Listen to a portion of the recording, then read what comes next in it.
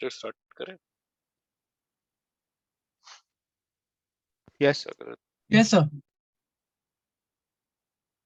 You doing tetrahedral splitting, right?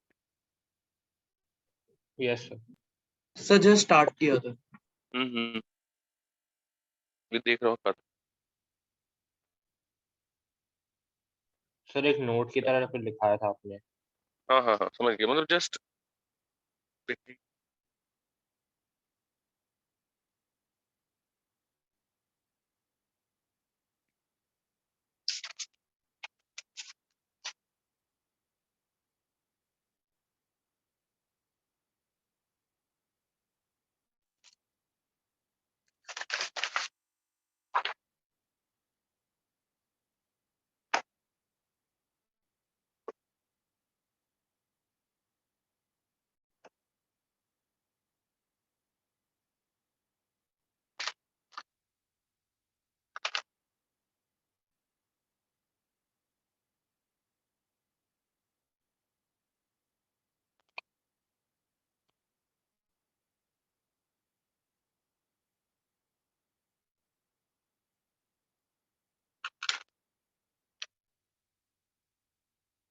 देखिए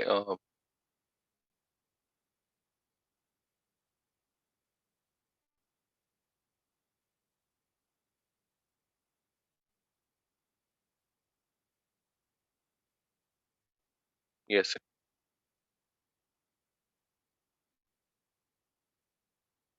यहाँ से लाइगेंड आ रहा है, इसे ए देते हैं, इसे पी देते हैं, ओरिजिन को ओ मानेंगे और लाइगेंड अच्छा, यहाँ से लाइगेंड नहीं आ रहा है, एल हटा दो, is just A, this is B, angle लिखूंगा ए ओ बी बी ऐसे।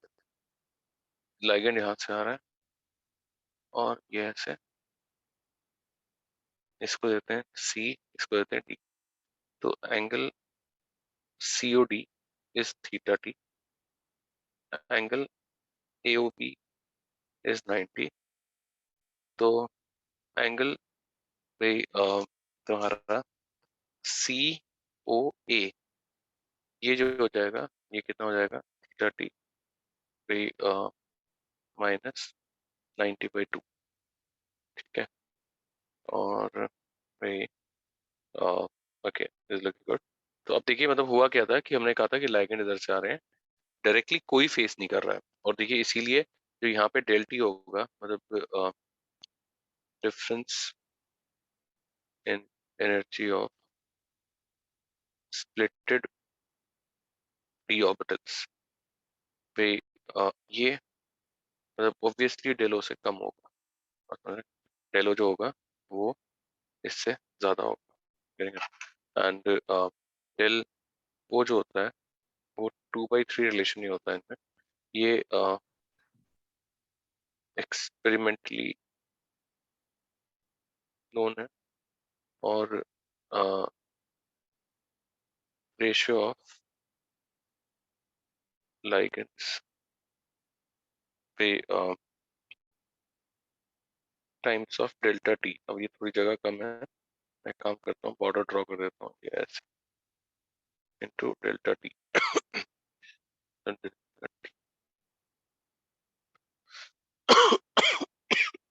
सॉरी। तो delta T comes out to be, ratio of ligands क्या है, वो भी 2/3 है, 2/3 times of 2/3 delta O, and delta मतलब 4/9 ऑफ डेल्टा ओ। अच्छा, तो ये बात तो क्लियर है कि यहाँ पे स्प्लिटिंग कम होगी, क्योंकि भाई लाइगेंड डायरेक्टली फेस नहीं कर रहे। और देखिए मतलब अगर ये D orbitals and isolated metal, और ये ले लेते हैं नॉन एक्सियल डी ऑर्बिटल्स, इसका जो मिड पॉइंट होगा, फिर दोबारा से वो पेरी सेंटर कुछ यहाँ पे ले लेते हैं, और एक्चुअली ये ऐसे देखिए, मतलब इनकी बड़ी लेकिन कम बड़ी, ये एक्सियल एक्सियल डी ऑर्बिटल्स। और भाई देखिए मतलब स्प्लिटिंग कैसे हो रही थी इसकी बात करते हैं, तो हमने कहा कि भाई इस तरह से अप्रोच होगी। एंगल से हमने देखा कि ligand is closer to non axial D orbitals than axial D orbitals, तो इसीलिए नॉन एक्सियल की एनर्जी ज्यादा पड़ेगी और एक्सियल की कम। डेल टी ज्यादा होगा, सॉरी डेल ओ ज्यादा होगा, डेल टी कम होगा। और डेल टी का ये रिलेशन है 4/9 ऑफ डेल ओ, तो बेसिकली याद रखना आपको ये, अगर वैल्यू से ज्यादा मैथमेटिकल रिलेशन नहीं पूछा था बट फिर भी। और भाई यहाँ पे मैं लिख देता हूँ वेरी सेंटर। तो भाई ये इस तरह से स्प्लिटिंग होगी। यहाँ पे 3 डी ऑर्बिटल्स का सेट ये हो गया और 2 ये हो गया। अब इसे कॉपी करिए पहले।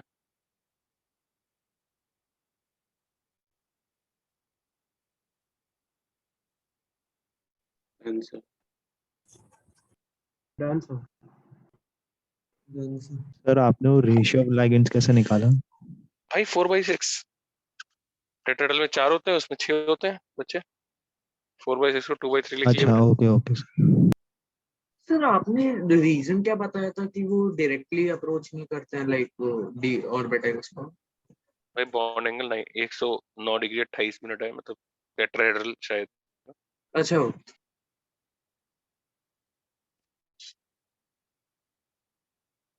Done sir.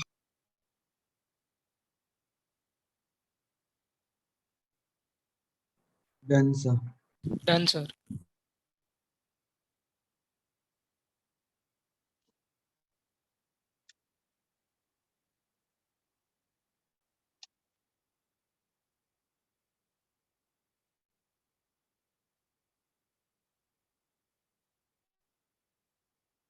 ठीक है। अब देखिए थोड़ा थ्योरी लिखवाया था ना इसमें कि लाइगेंड मतलब डायरेक्टली फेस कोई नहीं कर रहा, ये सब लिखवाया कि नहीं लिखवाया? हाँ बच्चों। पर आपने लिखा था कि ligands are approaching from in between the axis are हाँ close जी। to the non-axial and okay, ये बात लिखवा दी थी ना मतलब पूरी से। yes sir. ठीक है ठीक है। और ये हमने यहाँ पे दिखा देते हैं, इसमें डायग्राम में आप भी दिखा दिएगा। This is delta T, right.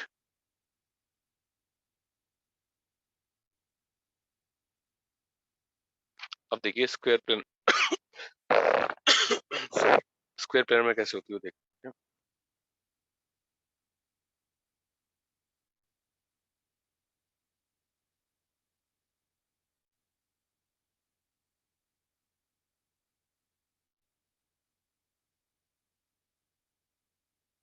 Bond angle 90 degree है एक्सिस के अलॉन्ग, +(x + y). और भाई इसमें ये चीज दोबारा से यूज होगी कि dz स्क्वायर में electron density along z axis ज्यादा होती है than electron density in X Y plane. ये मैंने बताया था ना कि जब वो दोनों म्यूचुअली कोएग्जिस्ट करती हैं ऐसा करके, याद है? तो अब देखिए भाई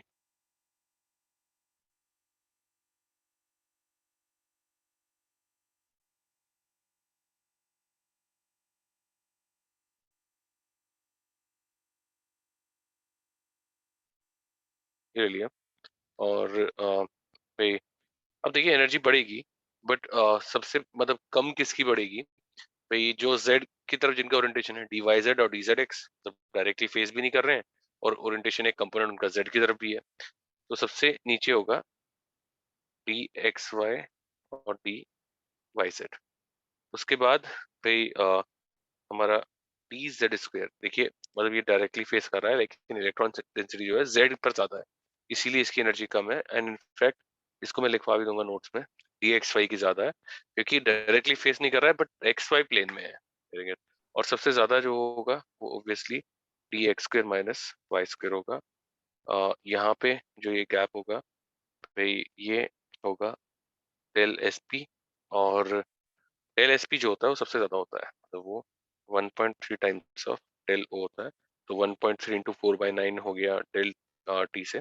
और डेल एस पी सबसे ज्यादा है, फिर डेल ओ है और फिर डेल टी है। तो भाई ये देखिए तो ये पहले कॉपी करिए फिर मैं लिखवाता हूँ इसका अर्थ। Sir, it should be dxz and dyz, ना? हाँ dxz and dyz बेटा।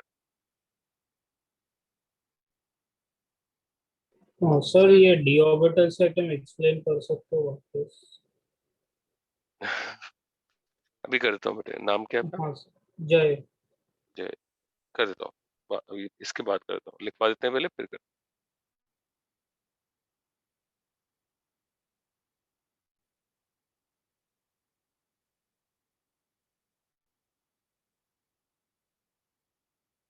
Done, sir.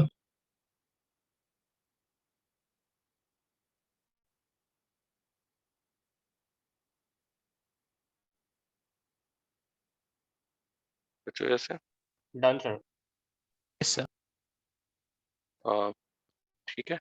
तो भाई लिख लीजिए कि भाई in square planar complex, in square planar complex ligands approaches from ligands approaches from plus minus x and plus minus y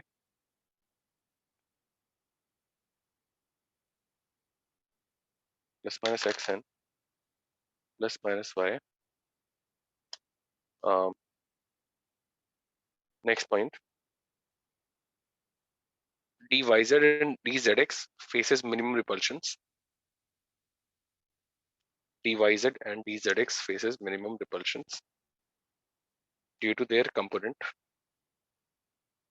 in z, due to their directional component, due to their directional component in z,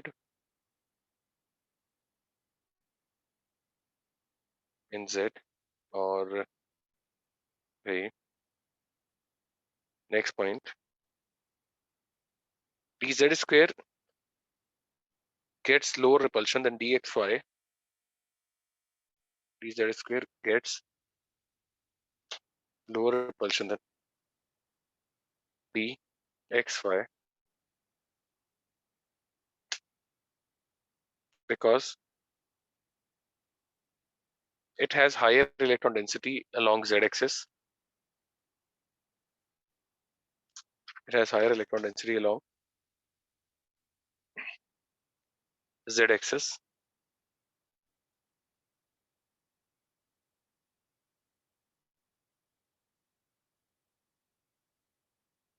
Next point, dx square minus y square gets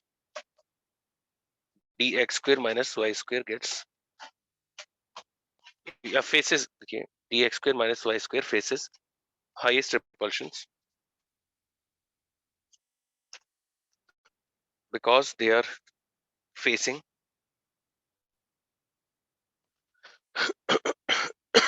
because they're facing four ligands head on head.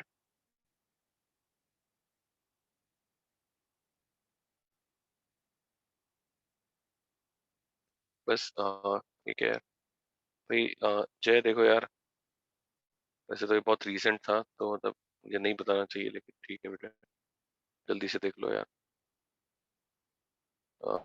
भाई देखिए ये क्या होता था, D z square मतलब it is linear combination of,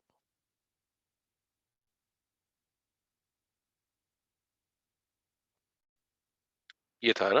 तो हमने कहा था कि भाई इन दोनों में z का लोब कॉमन है और भाई बाकी लोग जो थे तो एक्चुअली कैसे थे, देखिए ये ऐसे, ये चार लोब थे ऐसे, एक एक्स एक्सिस के लॉन्ग एक वाई एक्सिस के लॉन्ग। तो हमने कहा था कि कंडेंस्ड इसको हम ऐसे भाई यहाँ पे डोनट जैसा बता देंगे और यहाँ पर क्या है, हायर इलेक्ट्रॉन डेंसिटी यहाँ पर सॉरी।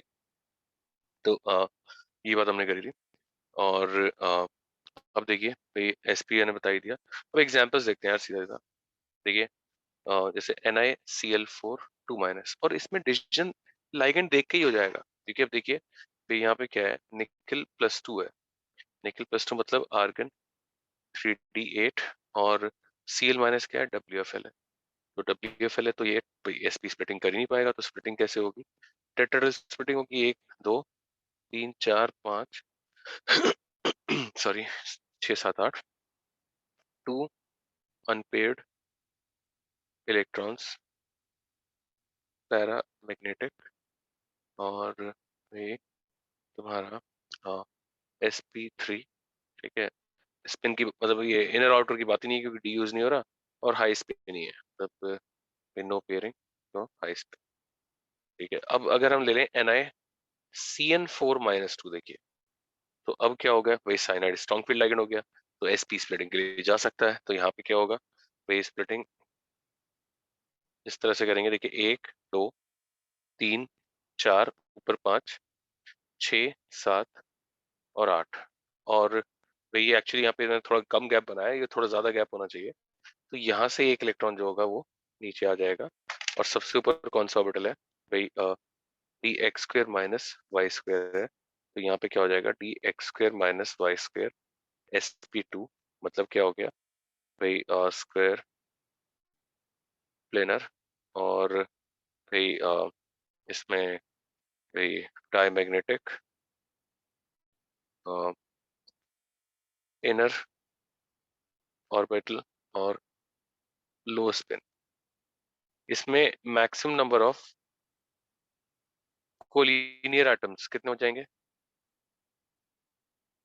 यार, बहुत अच्छा इंडिकेशन होता है, मैक्सिमम नंबर ऑफ 5. कोप्लेनर, तो कोलिनियर में 5 हो जाएंगे 9. और कोप्लेनर में सारे ऑल, ठीक है, मतलब स्क्वायर प्लेनर ही है, ठीक है। तो ये देखिए मैंने ऊपर डी वाला समझाया और नीचे वही 2 एग्जाम्पल डिस्कस करे, और भी एग्जाम्पल डिस्कस करने वाला हूँ, ये कॉपी करिए।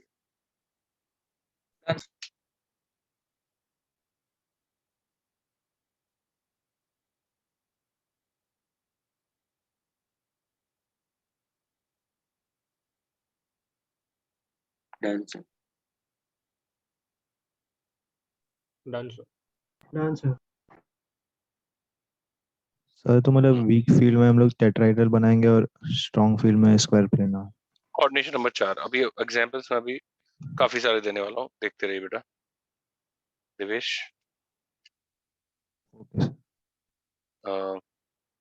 चलिए आप देखिए, अब जैसे देखिए NiCN4-2 था, वैसे ही NiNH3 होल 4+2, भाई NiEN3 ट्वाइस, सॉरी +2, भाई तुम्हारा और क्या ले लूँ भाई, NiDMG ट्वाइस चेरी रेड, और भाई ठीक ही लग रहा है, मतलब देखिए मैं सीधा चले जाता हूँ, निकल +2 कोऑर्डिनेशन नंबर 4 SFL, ये सारे क्या होंगे भाई, DSP2 डाई मैग्नेटिक इनर और लो स्पिन, ठीक है।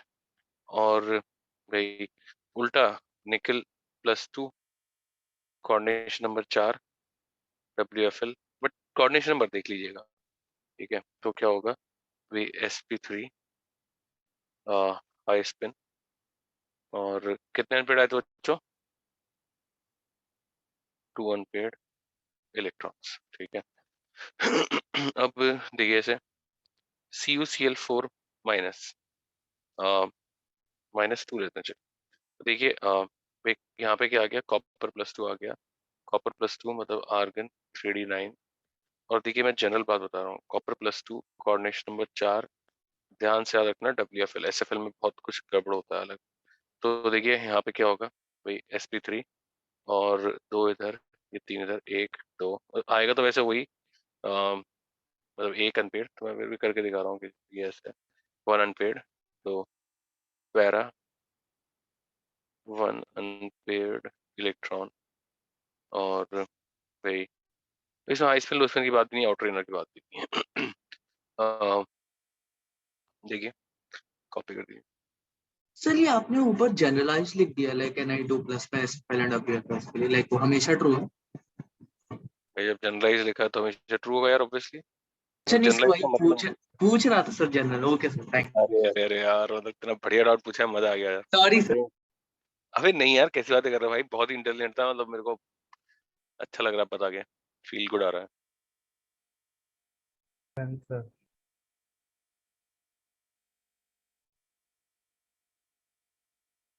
आंसर। तो छोटा दो। Yes sir.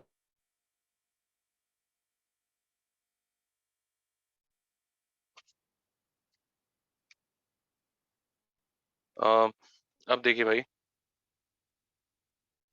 मैं भूल ही गया था भाई बच्चे को अपने, श्रेयांश को। कैसे हो बेटा श्रेयांश, तुम बताओ। हाँ सर, बढ़िया। बढ़िया हो? चलो भाई, बहुत बढ़िया। ठीक है बेटा, ये भी बेटा जनरल बता रहा हूँ तो ये हमेशा सही होगा ना।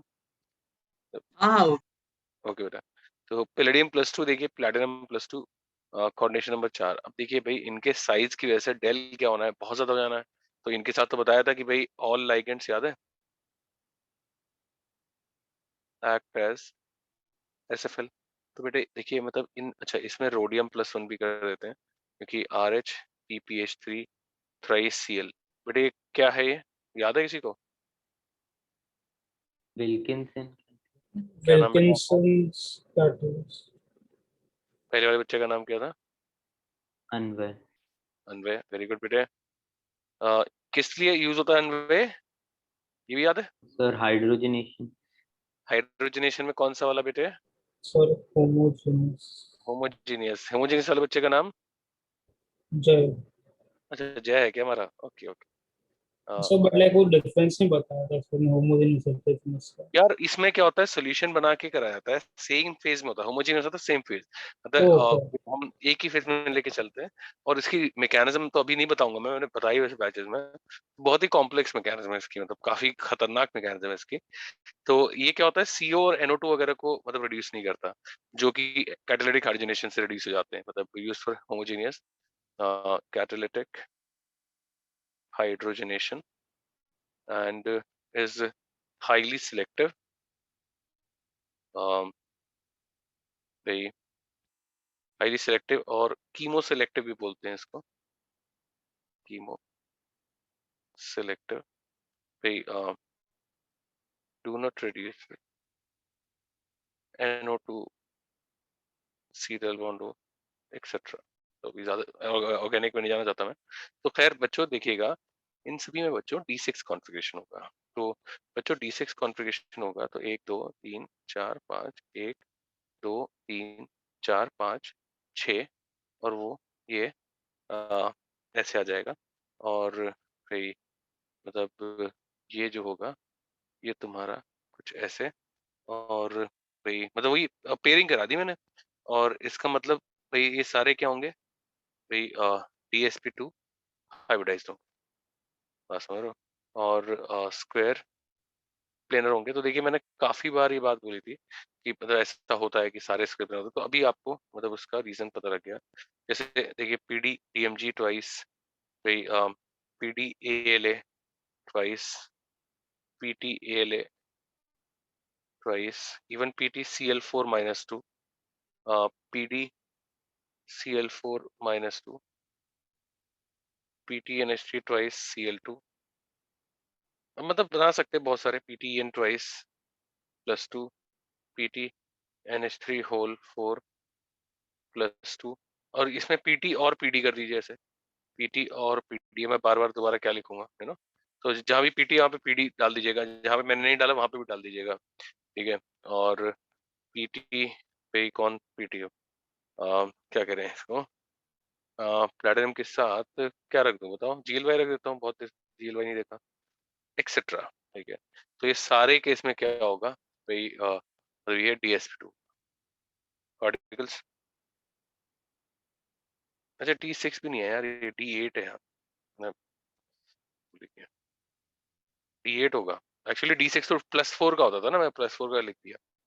तो +2 में D8 होता है, निकल के नीचे ही तो है ना बेटा, D8 है वो। लेट मी राइट, क्योंकि जनता काफी बार परेशान हो जाएगी, पूछेगी। तो देखिए भाई, ये कॉपी कर दीजिए बच्चों, आई होप पहचान लेंगे क्वेश्चंस में।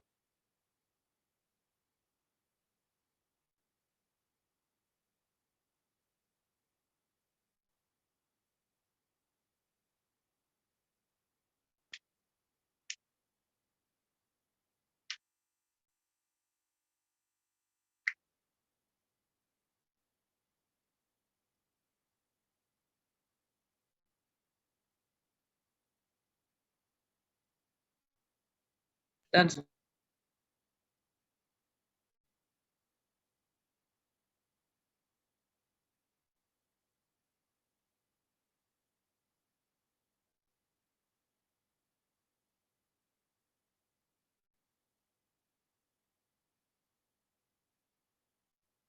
Done, sir.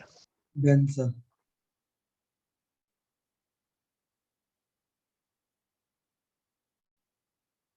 चलो कोई रह तो नहीं गया? Yes, sir. Done. चलिए बहुत बढ़िया।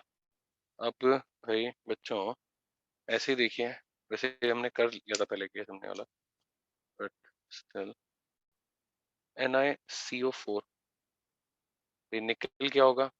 Argon 3D8 4s2 4CO SFL, तो क्या हो गया? आर्गन 3D10, अब तो 7 सीधा इधर क्या हो गया? sp3 डाई मैग्नेटिक लो स्पिन। ऐसे देखिए ZnCN4 -2 या Zn NH3 4 + 2 Zn+2 coordination number 4 WFL हो या SFL हो उससे कोई फर्क नहीं पड़ता। भाई देखिए क्यों? क्योंकि आर्गन 3D10 है, D10 है, तो मतलब क्या होगा? sp3 ही हो सकता है। ठीक है, लो स्पिन हाई स्पिन का कोई मतलब नहीं है, इनर आउटर का कोई मतलब नहीं है, और ऑब्वियसली डाई मैग्नेटिक। इसमें अगर पूछा जाए मैक्स कोलिनियर एटम्स कितने आ गए भाई, और कोप्लिनर बच्चों? So max collinear 3 and max coplanar 5. 5 हो जाएंगे बेटे, 2 CN ग्रुप कोई भी सेम प्लेन में आएंगे, वो और जिंक एक। ठीक है, तो ये आ गया। जैसे ZnCl4 2 माइनस, अब जितने भी जिंक +2 के हैं भाई आ सकते हैं, Zn En twice +2 and truly etcetera.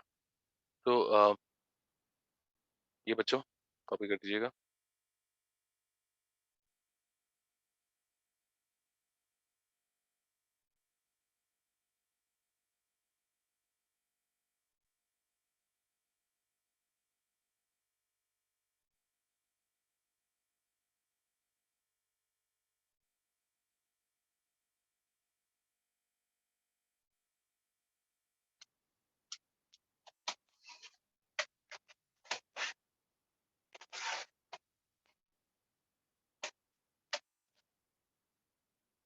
Done, sir.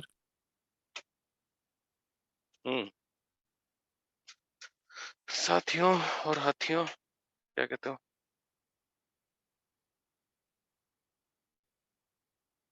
Done.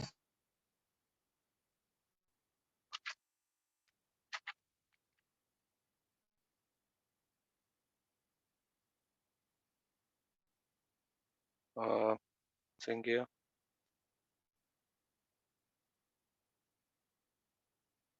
बताइए, 2-4 करिए।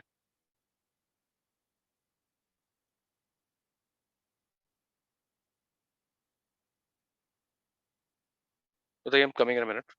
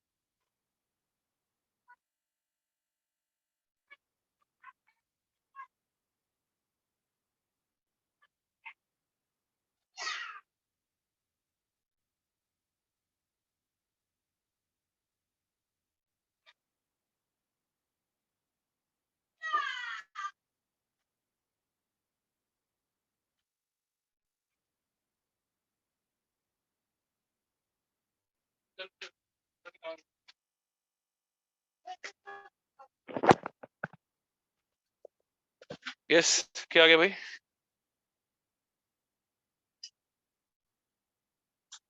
इजी केसेस थे बच्चों। Mn+2 argon 3d5 Br minus क्या है? WFL है, तो ये पेयर अप करा ही नहीं सकता। sp3 और 5 अनपेयर्ड इलेक्ट्रॉन्स, ठीक है, खत्म। ये भी ऐसे ही था, सिंपल। आर्गन 3d6 पेयरिंग होगी नहीं, WFL है, तो इसमें 4 अनपेयर्ड इलेक्ट्रॉन्स और sp3, ये आयरन +3 है, आर्गन 3d5, यहाँ पे फिर दोबारा WFL है, तो भाई ये भी sp3, ऐसे ही COCl4 माइनस ब्लू सोल्यूशन और कोबाल्ट +2 आर्गन 3d7 और भाई 1 2 3 4 5 6 7 फिर दोबारा WFL sp3। अनपेड कितने भाई? 1 2 3 4 5 6 7, तो 3 अनपेयर्ड 3 अनपेयर्ड इलेक्ट्रॉन्स और भाई हो गया। और क्या बता, चलिए पहले करिए, इतना करिए।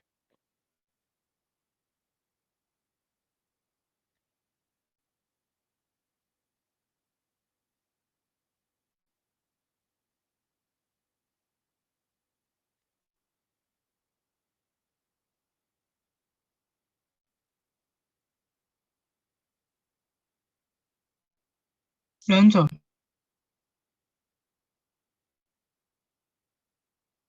Sex. सर आप जस्ट 1 सेकंड आज का फर्स्ट पेज दिखा सकते हैं, स्क्रीनशॉट लेके? क्या वो तुम लेट ज्वाइन कर रहा था? नहीं सर, मैंने प्रॉपर टाइम पे एक पॉइंट लिख नहीं पाया सर। अच्छा अच्छा बेटा, 7th हो गया? Yes, sir, हो गया। हो गया, ले भाई। सर नीचे वाले पर। Thank you. यार लेजेंड है तू यार, तेरे क्या बात कर रहा है, थैंक यू की जरूरत नहीं है तेरे को।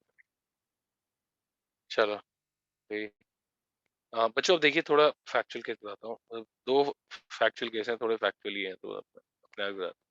देखिए यहाँ पे क्या है, अब बड़ी मतलब डाइसी सिचुएशन है। 2 WFL है, 2 SFL है, getting it? तो बट अब देखिए PPH3 जो है ये SFL है, बट बल्कि लाइगेंड। तो निकल +2 जो होता है, पैलेडियम प्लैटिनम के कंपैरिजन में तो स्मॉलर कैटायन और prefers sterically more open tetrahedral form. भाई 10 ज्यादा बड़ा बॉन्ड एंगल है, मतलब ऐसा। और इसमें दोनों फॉर्म्स नोन है वैसे तो। भाई स्क्वायर प्लेनर भी नोन है, PPH3 ClCl रेडिश होती है इन सॉलिड स्टेट, और भाई निकल PPH3 Cl, और ये ब्लूइश है, ठीक है। तो अब देखिए दोनों है, मतलब इसके लिए हम टेट्रा लेते हैं, जबकि प्लैटिनम +2 और पैलेडियम +2 भाई लार्जर एटम्स और डेल एस पी ज्यादा है, CFSE ज्यादा होगा, तो प्रेफर्स भाई स्क्वायर प्लेनर फॉर्म। तो मैं अभी प्लैटिनम वगैरह के लिए लिखूंगा नहीं नेक्स्ट पेज पे, उनमें सिर्फ स्क्वायर प्लेनर ही होता है, उनमें भाई कोई फ्लक्स यूनिटी नहीं होती, तो इसमें फ्लक्स यूनिटी होती है।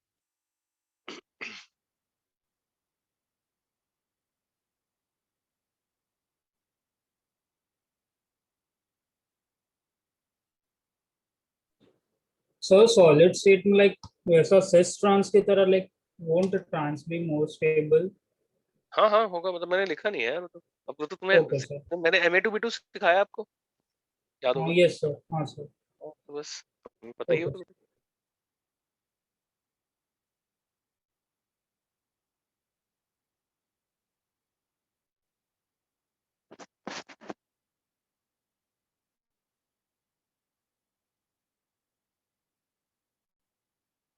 already done? Yes, sir. Done. कर लीजिए, मैं थोड़ा जल्दी बोल दिया।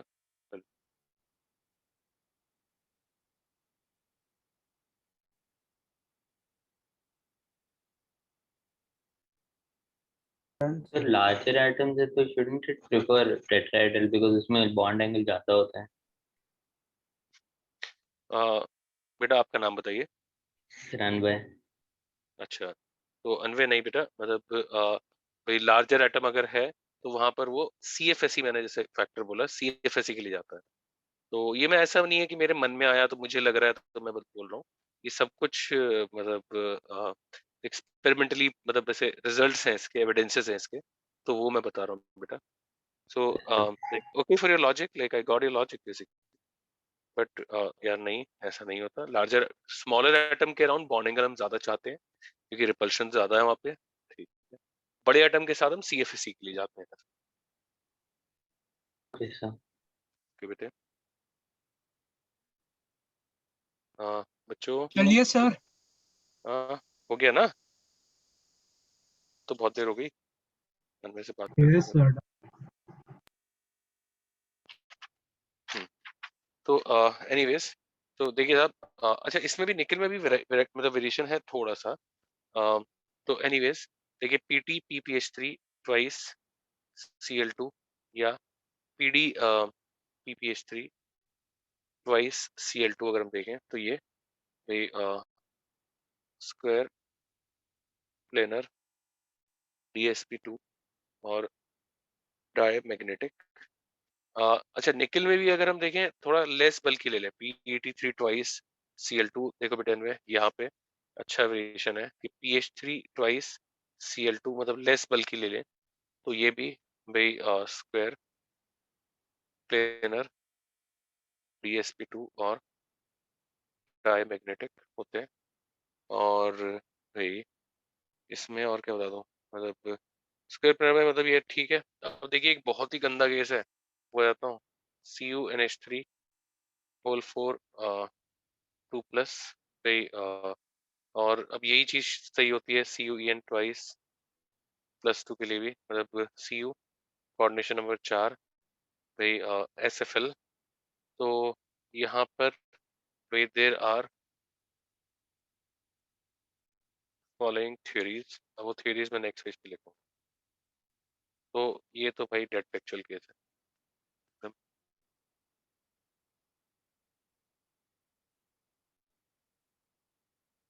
Done, sir. 1 minute.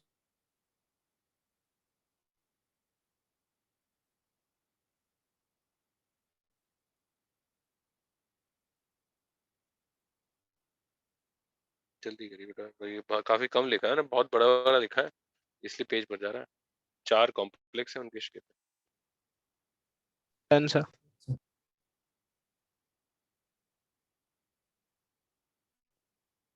अब इसमें क्या लग रहा है बताइए, कॉपर +2 वाले में, बोलिए जल्दी से, लॉजिकली क्या लगता है? अनवे बोल बेटे। हाँ sir. हाँ जय तू बता। तो टेट्राहेड्रल होता है, like होना हाँ चाहिए। हाँ बिल्कुल, देखिए टेट्राहेड्रल होना चाहिए, है ना। देखिए कॉपर +2 है, आर्गन 3D9, तो भाई एक्सपेक्टेड है कि sp3 और टेट्राहेड्रल होना चाहिए। बट ये मतलब ये एक्सपेरिमेंटली प्रूव्ड है, मतलब इसकी शेप नोन है कि ये स्क्वायर पेयर होता है, ये मतलब टेट्राहेड्रल होता ही नहीं है। तो लॉजिक तो पहले बेचारा मतलब पिट गया। अब इसमें थियरी 2 है बेटे, ये NCERT में थियरी 2 दे रखी है, बुकलेट के क्वेश्चन के आंसर में भी थियरी 2 दे रखी है। और ज्यादातर जो बुक्स इंडियन बुक्स छपती है उनमें थ्योरी 2 दे रखी है।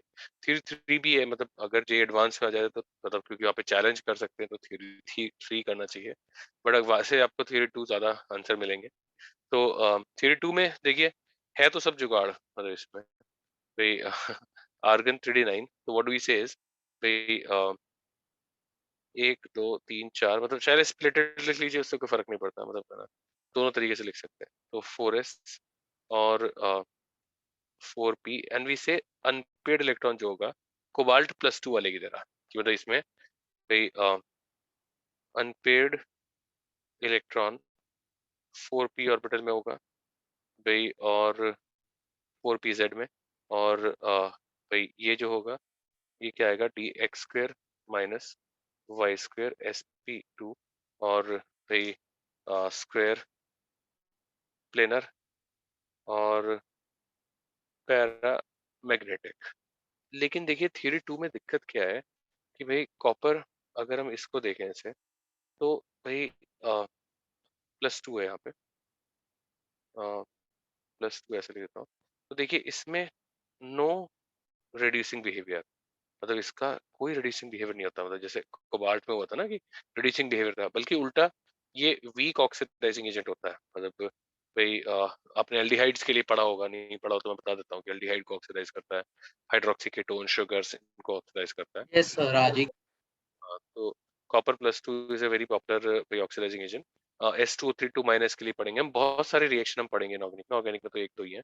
तो it's a popular weak oxidising agent, तो इसमें कोई टेंडेंसी नहीं है। अच्छा, इसके अलावा नो डाइमराइजेशन टेंडेंसी, अगर अनपेड इलेक्ट्रॉन एक्साइटेड स्टेट में होता तो डाइमराइज करने की टेंडेंसी भी होनी चाहिए थी।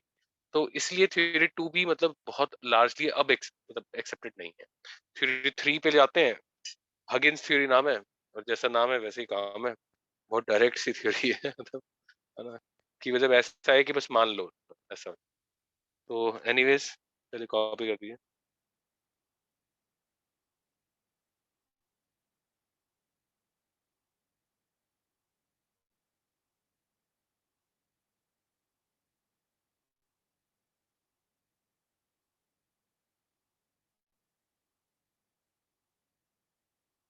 Done sir.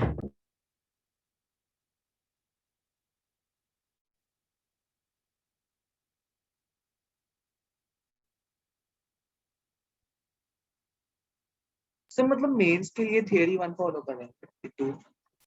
मैंने बताया एनसीईआरटी जिसकी अरे सॉरी। ओहो हो, ये मिस हो गया होगा ना, बहुत छोटे छोटे लिखा है। मैं छोटा दूं हाँ सर। सर भाई, बोलो मेरे लाल।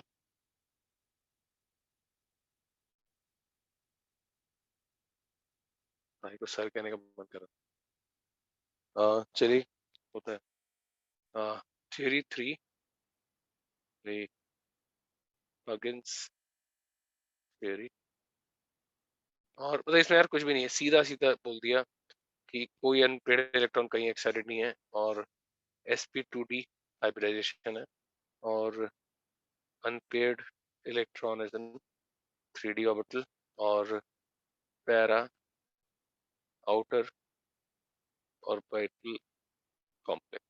तो इसमें कोई एक्सप्लेनेशन नहीं है, कुछ नहीं है, सीधा रिजल्ट है बस।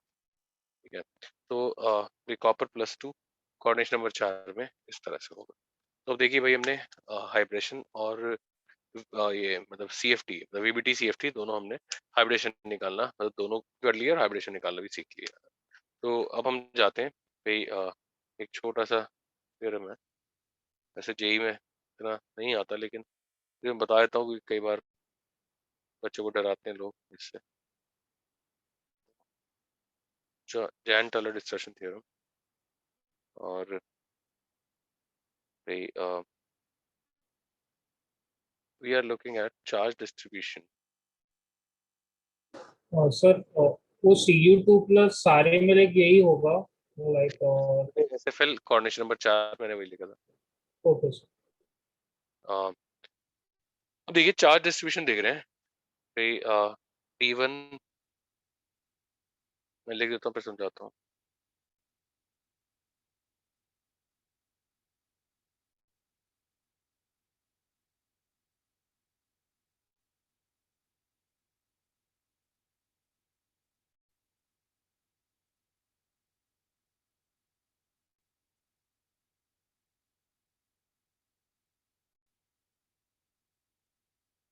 in octa complexes.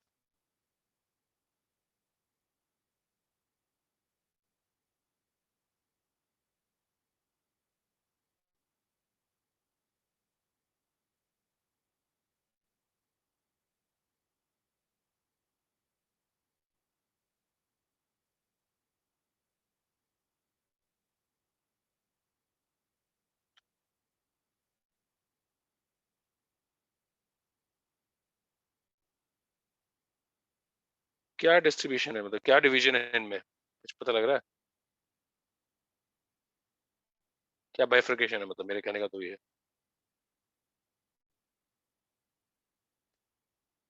बच्चों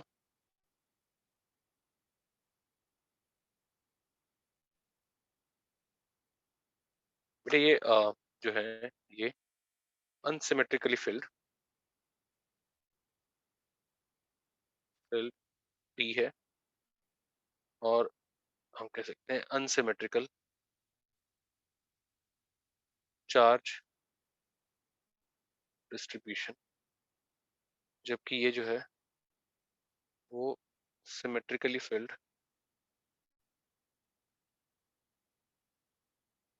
डी ऑर्बिटल्स है और सिमेट्रिकल चार्ज डिस्ट्रीब्यूशन।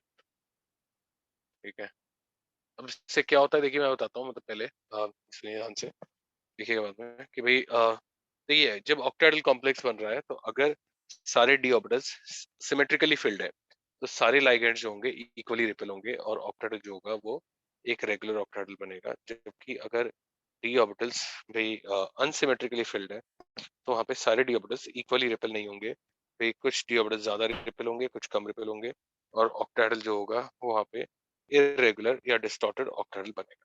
अब वही हम देखने वाले हैं कि कहाँ पे कितना डिस्टॉर्शन होता है, कहाँ पे कितना डिस्टॉर्शन सिग्निफिकेंट है नहीं है। तो जनता ये पहले कॉपी कर दीजिए। Done, sir.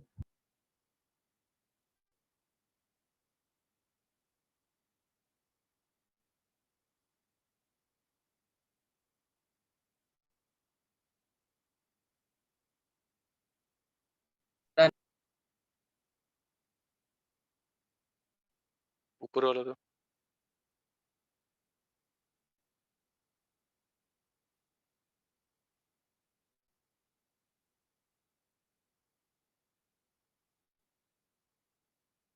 Done, sir.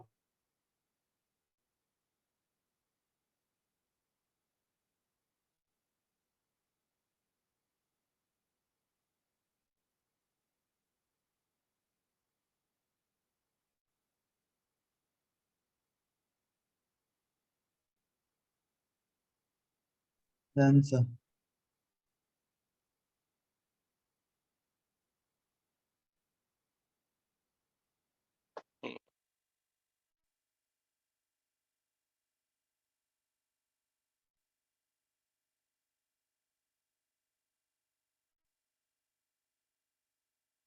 ठीक है। तो एक काम करते हैं, लिख लेते हैं कि भाई in an octahedral complex,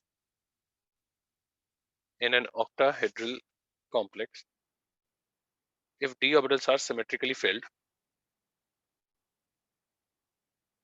if d orbitals are symmetrically filled, or if there is symmetric charge distribution, or if there is symmetric charge distribution, then ligands will be repelled equally. Ligands will be repelled equally to give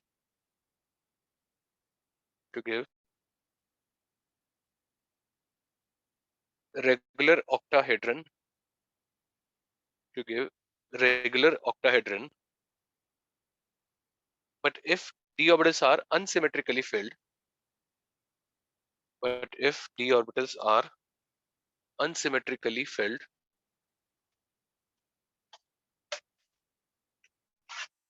or if there is or if there is unsymmetric charge distribution,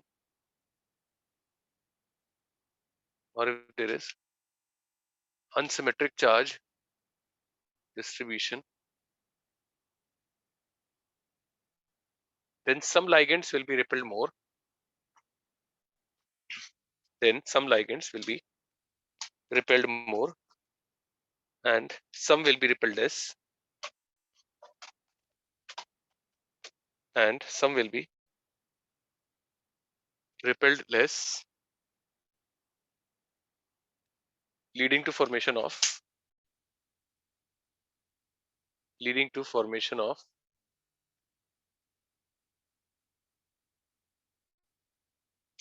distorted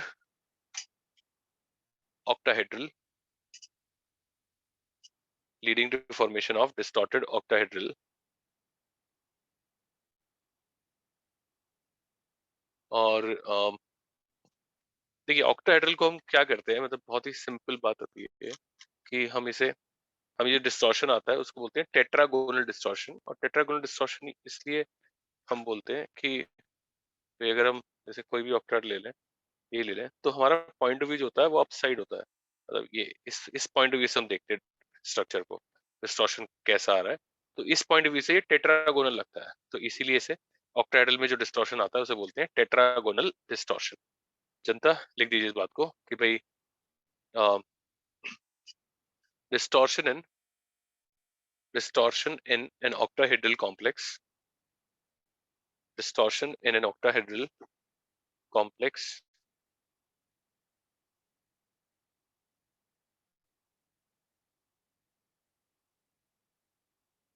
in an octahedral complex, the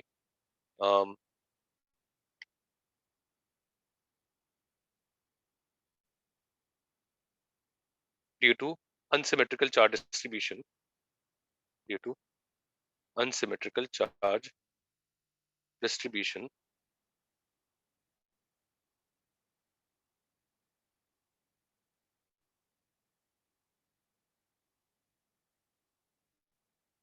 is known as tetragonal distortion, is known as tetragonal distortion.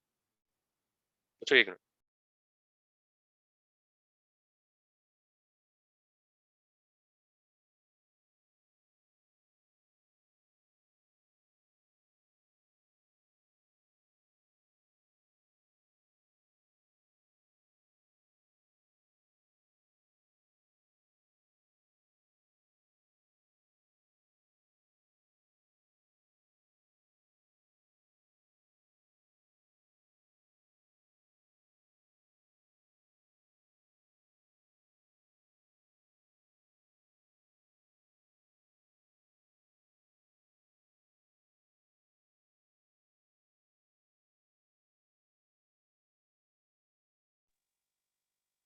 yeah, sorry. So what I was saying is unsymmetrical charge distribution जो है भाई वो दो तरीके से हो सकता है भाई, एक तो हो सकता है जनता समझ में आ गया ना क्या बोल रहा हूँ, एक तो अनसिमेट्रिकली फिल्ड T2G में हो सकता है मतलब, और एक अनसिमेट्रिकली फिल्ड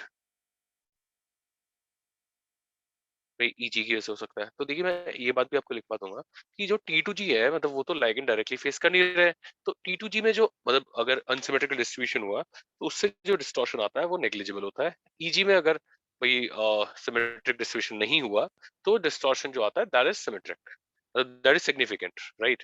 तो लिख दीजिए कि भाई since T2G orbitals are not facing the ligands directly, since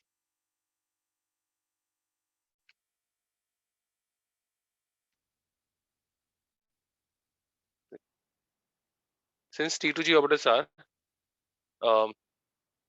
not facing the ligands directly, so unsymmetric charge distribution in T2G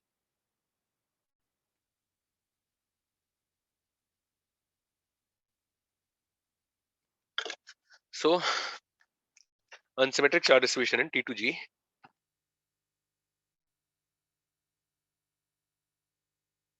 causes negligible distortion causes negligible distortion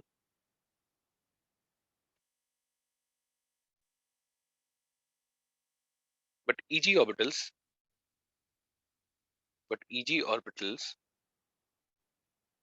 are directly facing the ligands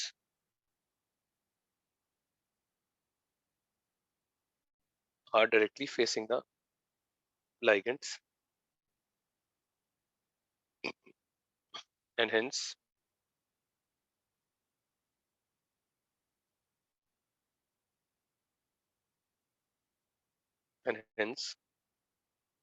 they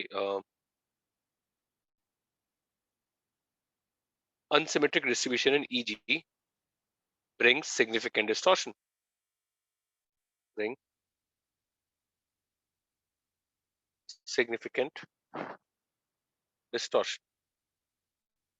अच्छा बड़ी cool है। और नहीं, ये हो गया Sir, what kind of distortion? Significant distortion. Okay, sir. तो अब देखिए भाई EG ऑर्बिटल जो है वो dx square minus y square और dz स्क्वायर। अच्छा अब देखिए टेट्रागोनल डिस्टॉर्शन जो है ये दो तरह से पॉसिबल है भाई। One is tetragonal compression and one is tetragonal elongation. तो देखिए भाई फंडा क्या है कि अगर इलेक्ट्रॉन डेंसिटी भाई dx square minus y square में ज्यादा हो dz स्क्वायर से करेंगे तो ऐसे में क्या होगा भाई जो स्क्वायर बेस वाले लाइगेंड्स होंगे वो ज्यादा रिपेल होंगे। तो देखिए ऑक्टाहेड्रल जो होगा मतलब वो स्क्वायर बेस वाले लाइगेंड्स होंगे वो क्या होंगे डिस्टेंस ज्यादा होगा। तो ये ऐसा भाई ये L और ये L। अब समझ मैंने जानबूझ के थोड़ा कम दिखाया है। तो ये ऐसा लग रहा है कि मतलब ऑक्टाहेड्रल को ऐसे कंप्रेस कर दिया तो इसे कहते हैं टेट्रागोनल कंप्रेशन या ऑक्टाहेड्रल को टेट्रागोनली कंप्रेस कर दिया हो भाई लोगों, आया ना। और अगर इलेक्ट्रॉन डेंसिटी भाई dz स्क्वायर में ज्यादा हो dx square minus y square से, मतलब कहने का तो समझ रहे हैं यहाँ पे दो यहाँ पे एक। तो अगर यहाँ पे मतलब ये या तो 2 1 हो या 1 0 हो है ना ऐसा केस। तो अगर इलेक्ट्रॉन इसमें ज्यादा हुए तो अब क्या होगा z वाले ज्यादा दूर रहेंगे तो ऑक्टाहेड्रल कैसा लगेगा भाई m और ये अरे बाप रे मार डाला। तो ये ऐसे मतलब ये इलोंगेटेड तो टेट्रागोनल इसे इलोंगेशन। और बेटे देखिए किसी भी कॉम्प्लेक्स में जब ये दोनों भी ऑर्बिटल्स है तो मतलब इलेक्ट्रॉन डेंसिटी dz स्क्वायर में ज्यादा रहेगी मतलब dx square minus y square से, क्योंकि इसमें 4 लाइगेंड से रिपल्शन बढ़ रहा है तो यहाँ पे रिपल्शन ज्यादा होंगे एनर्जी ज्यादा होगी।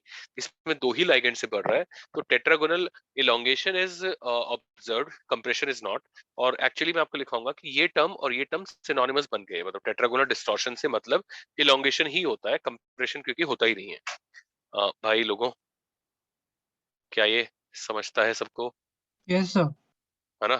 तो चलिए एक काम करिए पहले थ्योरी ये लिख लीजिए फिर मैं थ्योरी पॉइंट लगाता हूँ ना जल्दी से। Done sir. इसी थियोरी के चलते वो CuN थ्राइस +2 में वो चेलेट फॉर्मेशन नहीं होता ना। बेटे मैंने हाँ बिल्कुल बिल्कुल बिल्कुल ना वो याद है मतलब मैंने लिखा था बट यस सर। आधा रीजन अभी नहीं आया, रीजन आगे आएगा ना। बेटे आपका नाम क्या है बच्चे? निश्चित सर। निश्चित। निश्चित तो हमारा पुराना साथी है यार मैं भूल गया। अरे सॉरी सर। अरे सॉरी की बात है यार कम ऑन यार मैं कोई जल्लाद थोड़ी भाई कि जैसे ही बात करो सॉरी सर। अरे यार तुम्हारे जैसा इंसान हूँ भाई। करिए जल्दी से करिए।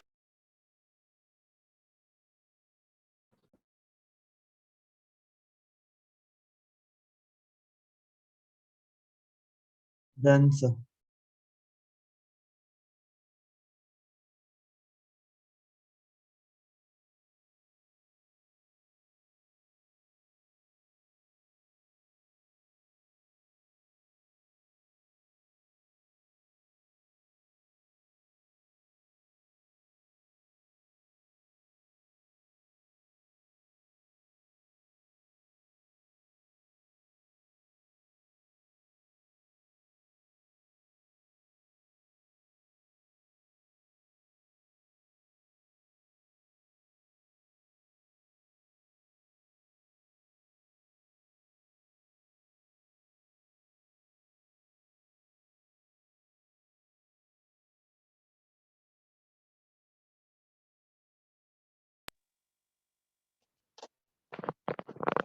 या तो लिख दीजिए आप कि भाई मतलब if d x square minus y square, इसको लिख भी लेते हैं नहीं तो भूल जाओगे आप लोग। If d x square minus y square has more electrons than d z square, has more electrons than dz square,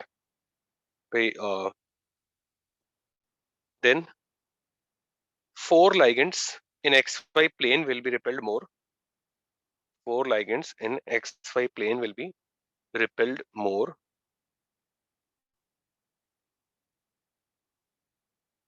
and octahedral will appear to be compressed. Octahedral will appear to be compressed, and that is why this distortion is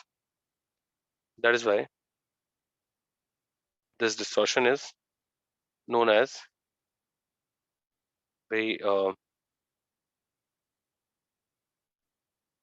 tetragonal compression. And if dz square has higher electron density, and if dz square has more electrons, then ligands along z-axis will be repelled more. Then ligands along z-axis will be repelled more,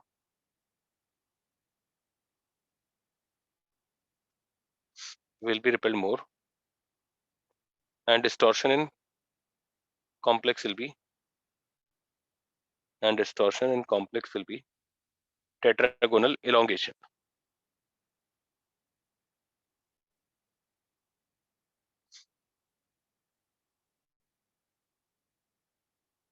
ठीक है, और भाई tetragonal elongation. और next point, the tetragonal elongation is much more favored than tetragonal elongation is much more favorable than tetragonal compression, because here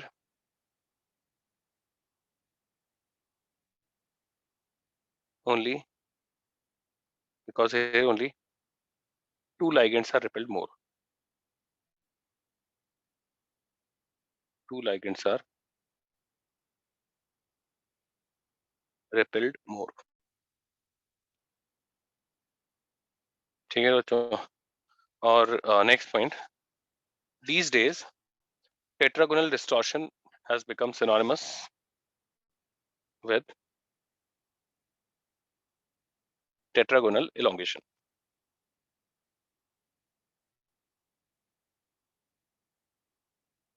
और देखिए बच्चों, तो कुल मिला के ये 2 कॉन्फ़िग होंगे जिनमें आपको ध्यान रखना है। मतलब इनमें क्या होगा भाई, tetragonal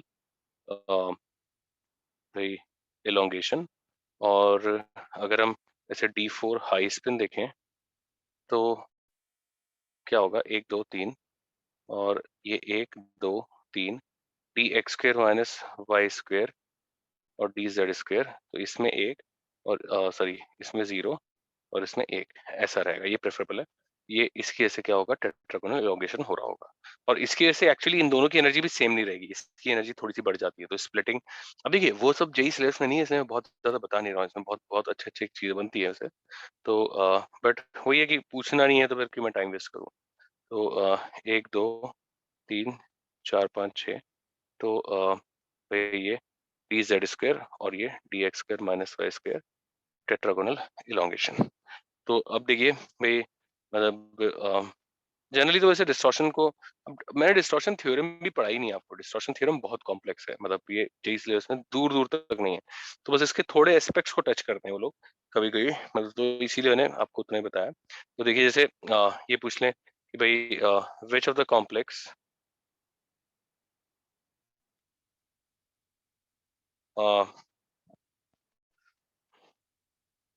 is significantly distorted octahedral.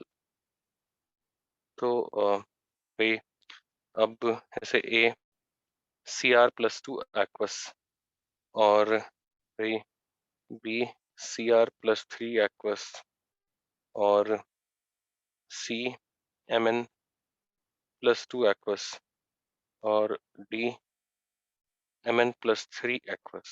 तो आंसर क्या हो जाएगा भाई Cr+2 और भाई Mn+3 होगा Mn+3। तो ये नहीं होंगे क्योंकि ये वही हो गया D4 हाई स्पिन और ये भी क्या हो गया D4 high spin.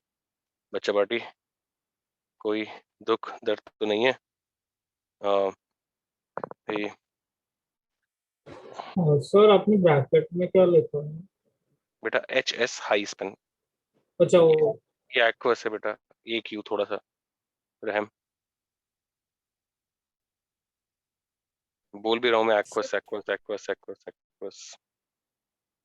So I Yes. didn't understand that point where you said these days compression and elongation are synonymous, like tetragonal compression and tetragonal Not elongation. tetragonal compression, tetragonal distortion and tetragonal elongation है ना? If you have written this तो make it correct है ना बेटा? Oh, okay. Sorry. Not an issue बेटा।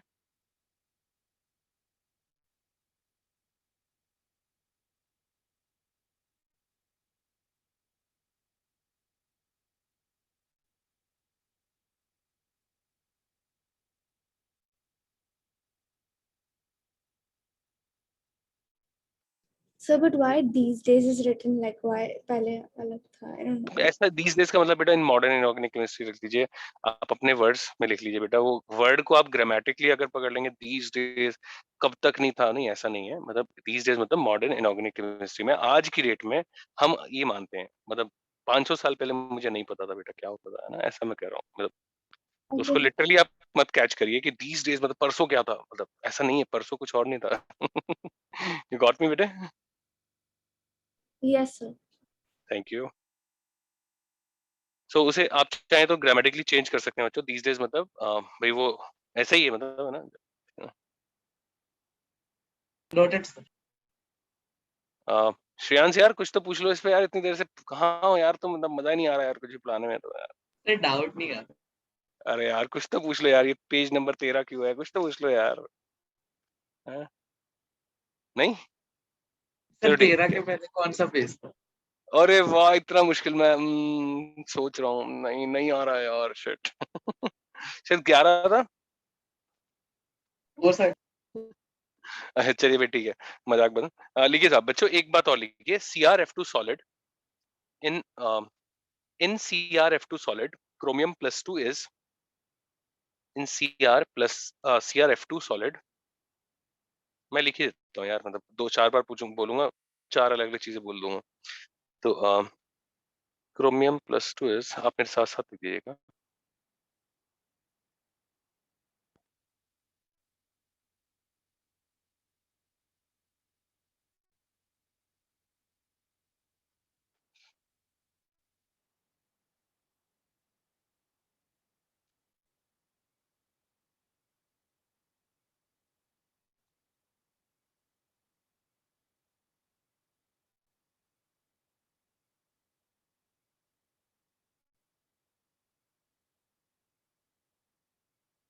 चलिए तो CrF2 solid में भी ऐसे होता है कि 2 क्रोमियम F के डिस्टेंस ज्यादा होते हैं। ये मतलब इसमें सॉलिड स्टेट में ये F- से ऑक्टेड्रली सराउंडेड होता है। तो ये हो गया। अब देखिए जैसे एक ये क्वेश्चन बन जाता है, CuEn ट्वाइस NH3 ट्वाइस सिस और CuEn ट्वाइस NH3 ट्वाइस बेटे ट्रांस +2 और ये +2। तो इनमें स्टेबिलिटी कंपैरिजन बन जाता है, स्टेबिलिटी। तो प्यारे बच्चों देखिए सिस वाला जो होगा वो कम स्टेबल होता है और उसका रीजन ये है कि Cu जैसे N NH3 NH3। अगर DZ स्क्वायर है तो दोनों इससे इंटरेक्ट नहीं कर सकते DZ स्क्वायर के लोग, तो होता क्या है, हम ऐसे लेते हैं DZ स्क्वायर के। तो बेटे ये दोनों बॉन्ड्स में जो होगा भाई, देयर विल बी elongation और tetragonal elongation leads to loss in orbital overlap, orbital overlapping कम हो जाएगी, loss in orbital overlap और stretching of bonds। तो इस वजह से भाई अगर पूछ लिया जाए भाई सिस वाला काफी कम स्टेबल होता है, तो इसलिए होता है भाई लोगों।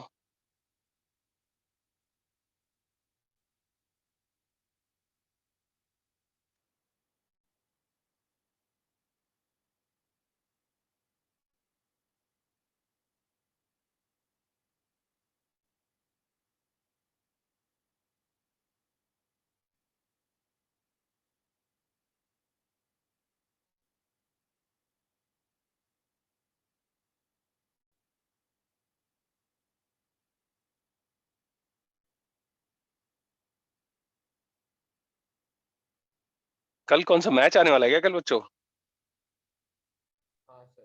Yes sir. तभी बच्चे बोले कि सर आज ले लो, मतलब है ना, क्लास कल मत लेना। लेकिन कल आप दोपहर को लेते हैं। दोपहर को तो मैं फ्री नहीं होऊंगा, 2 बजे तक तो कुछ पता ही नहीं। एनीवेज वो तो बात खत्म हो गई। चलिए हो गया बेटे कॉपी। Yes sir. सर आपने NN बॉन्ड को DZ स्क्वायर क्यों लिया, इसका रीजन क्या था? भाई मैंने कहा कि DZ स्क्वायर ना ऐसे होगा लाइन में, है ना, ये DZ होगी, तो ये 90 डिग्री पे नहीं हो सकता ना, DZ के दो अच्छा लोग, है ना।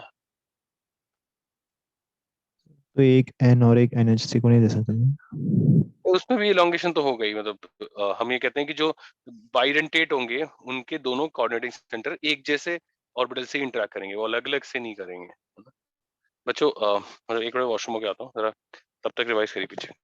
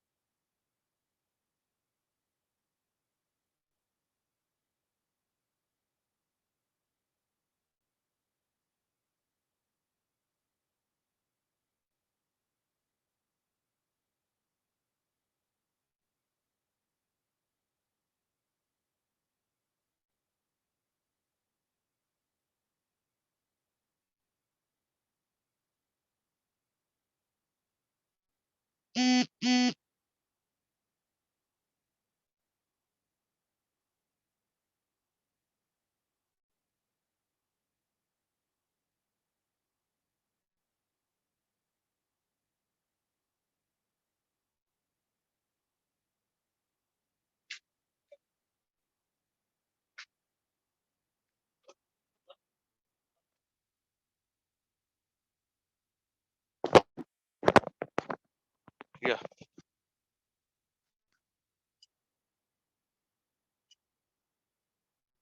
तो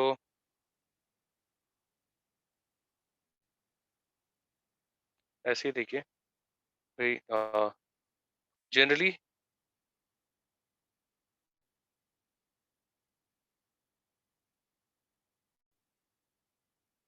इसमें देखिए स्टेबिलिटी ये ऐसे होगी,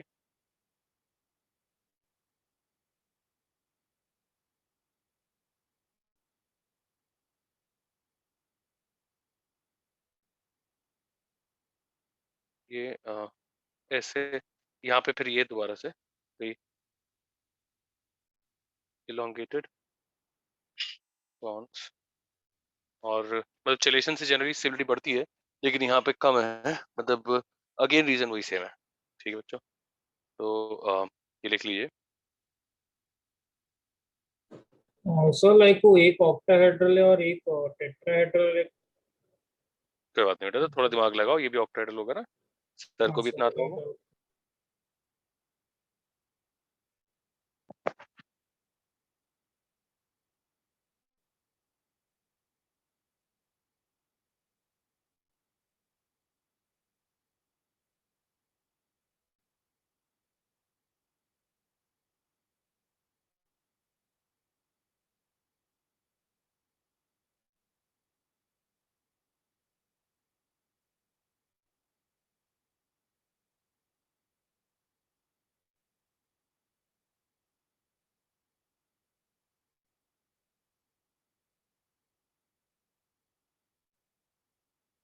इसको सोचिए कि ऐसा क्यों।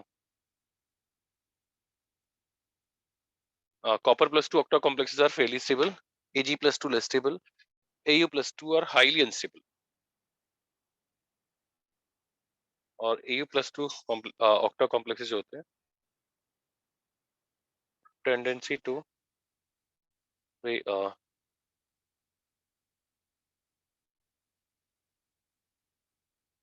tendency to disproportionate. ठीक है, सोचिए जल्दी से। I'm coming.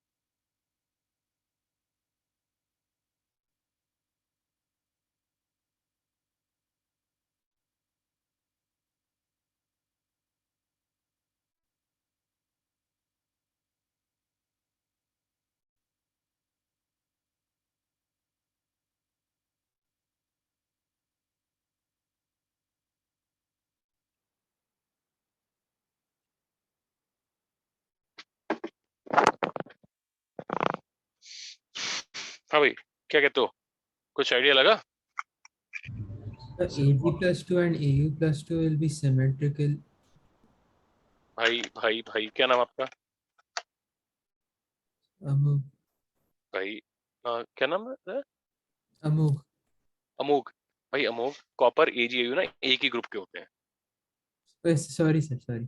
सर ऑर्बिटल का साइज बढ़ेगा तो स्ट्रॉन्ग फील्ड लाइगेंड्स मतलब अट्रैक्शंस कम होंगे न्यूक्लियस के, तो लाइगेंड स्ट्रॉन्ग फील्ड लाइगेंड्स जैसे बनेंगे और रिपल्शन ज़्यादा होंगे।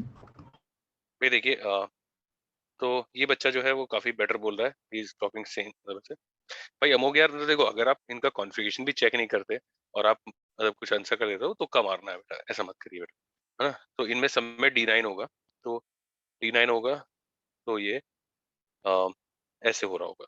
तो अब देखिए ये ऑर्बिटल जो है जैसे कॉपर से Ag जाएंगे, Ag से Au जाएंगे, तो ये ऑर्बिटल की एनर्जी बढ़ रही है, तो इस पर रिपल्शंस क्या होंगे, बढ़ेंगे। तो इसमें इस पर रिपल्शन इतने ज्यादा होंगे कि कॉम्प्लेक्स मतलब डिस्प्रोपोर्शनेट कर जाएगा +1 और +3 में।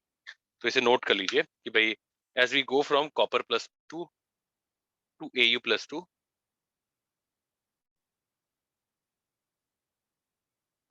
outermost shell dz square, outermost shell dz square becomes even higher in energy, and is repelled and is repelled increasingly more and is repelled increasingly more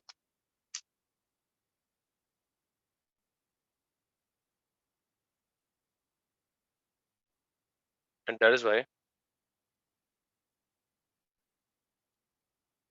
repulsions on dz square in Au +2, that is why repulsions for dz square from Au +2 will be so strong that the complex disproportionates, that the complex disproportionates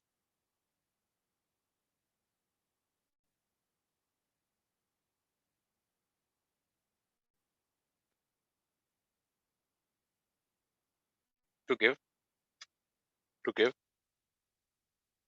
+1 and +3, to give +1 and +3 compounds.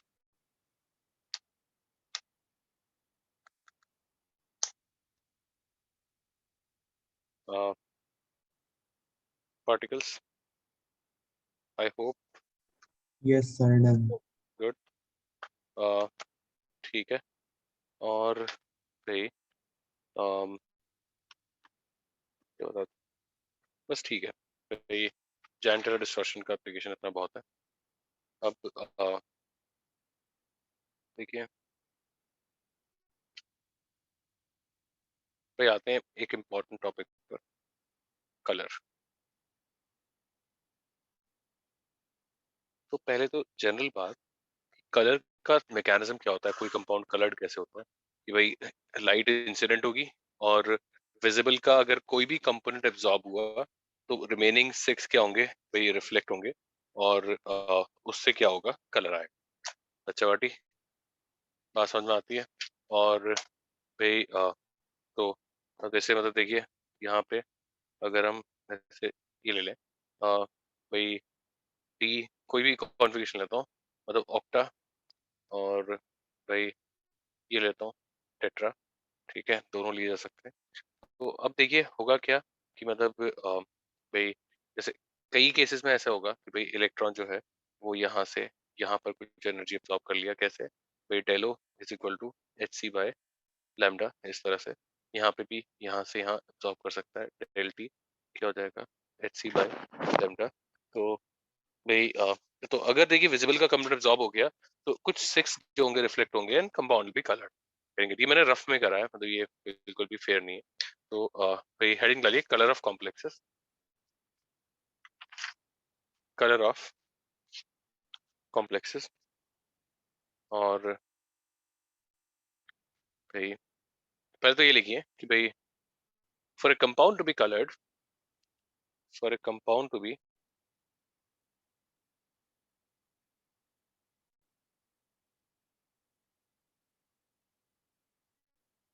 Coloured भाई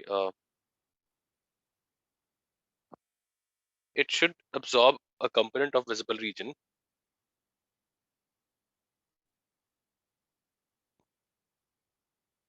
it should absorb a component of visible region,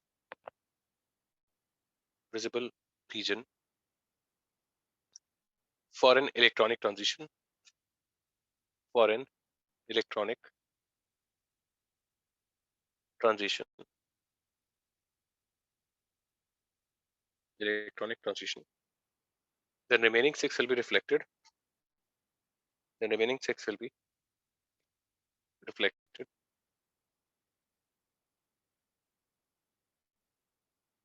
Resulting in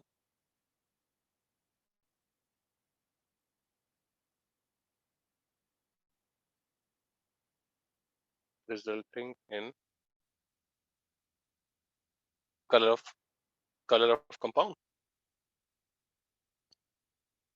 और अब देखिए भाई colour के reason जो होंगे, एक तो जो होगा डीडी ट्रांजिशन और एक होगा भाई चार्ज ट्रांसफर, और चार्ज ट्रांसफर स्पेक्ट्रा ही बोलते हैं कुछ लोग। इसमें ये लिख लीजिए, फिर मैं समझाता हूँ।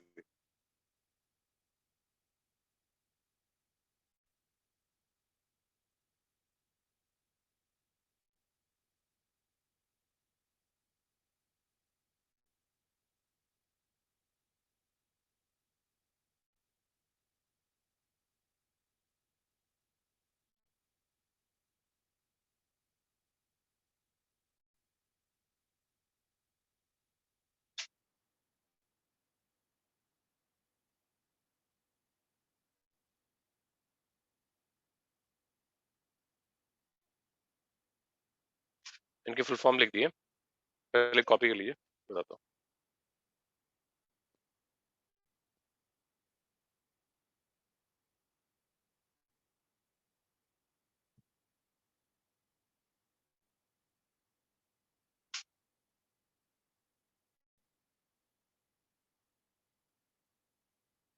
Noted, sir. साथियों Just लगा इतनी जल्दी कैसे? done.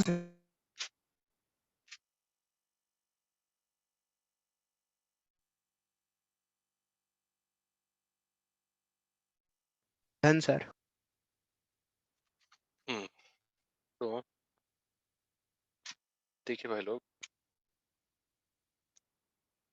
पहला रीजन हम कलर का देखते हैं, डीडी ट्रांजिशन। और डी ट्रांजिशन में वही है कि मतलब ऑक्टाहेड्रल, मतलब मान लीजिए ऑक्टा कॉम्प्लेक्स है और डी ऑर्बिटल ऐसे स्प्लिटेड है, या टेट्राहेड्रल। तो बेटे देखिए, अगर अनपेयर्ड डी इलेक्ट्रॉन हुआ लोअर सेट में, तो ये कुछ एनर्जी एब्जॉर्ब करके हायर सेट में जा सकता है, जहाँ पे डेल ओ जो होगा वो एच सी बाय लैम्डा होगा, और डेल ओ की वैल्यू अगर बढ़ेगी तो लैम्डा एब्जॉर्ब जो होगा वो क्या होगा बच्चों, कम होगा, और वेवलेंथ रिफ्लेक्टेड जो होगी भाई ये क्या होगी, ज्यादा होगी। Getting it?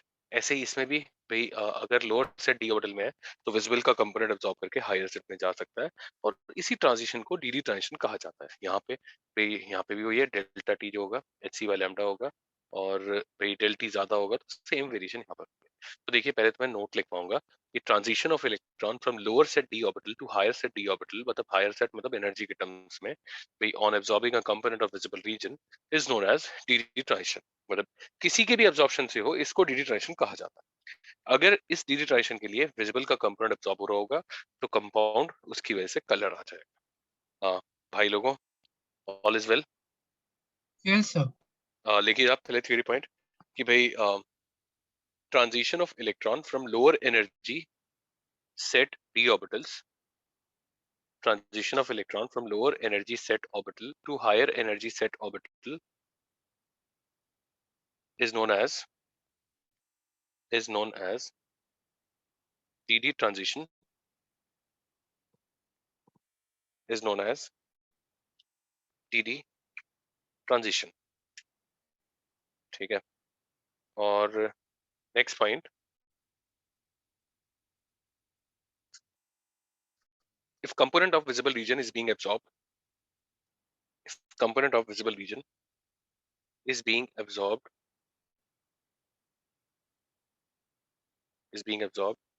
then the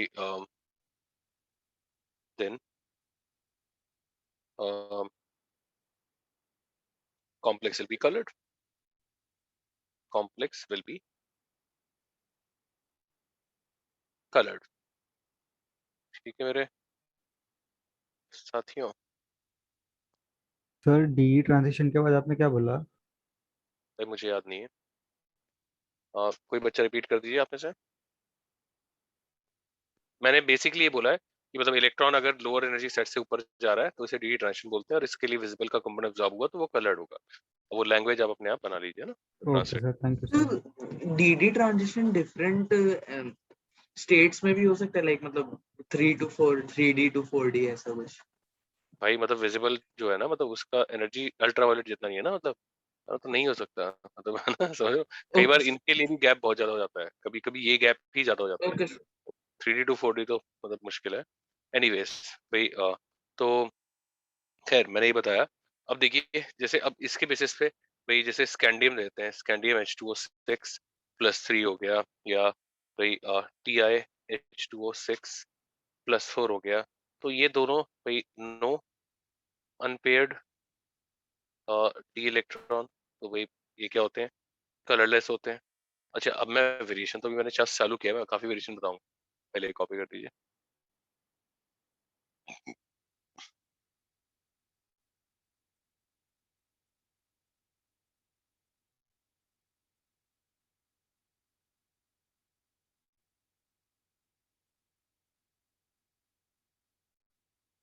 sir जब वो इलेक्ट्रॉन एक्साइट होगा तो बाकी सारे फैक्टर्स अफेक्ट होंगे, जैसे कि वो डिस्टॉर्शन या भाई देखेंगे अभी ना, हमने जस्ट चालू किया है ना। आप अभी अपनी क्यूरियोसिटी को पकड़ के रखिए, हम उस पर आएंगे, है ना, क्या अफेक्टेड होगा क्या नहीं। डन।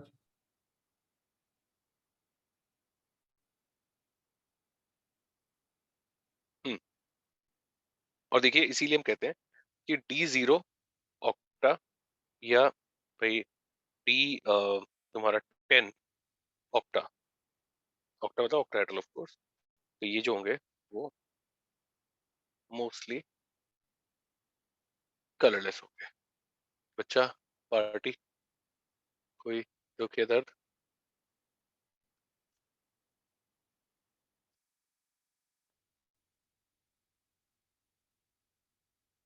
पढ़ा दूं? यस सर भाई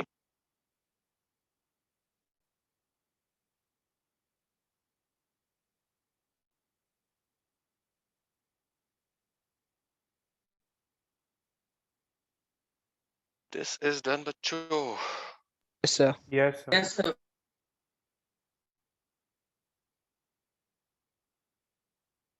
अब देखिए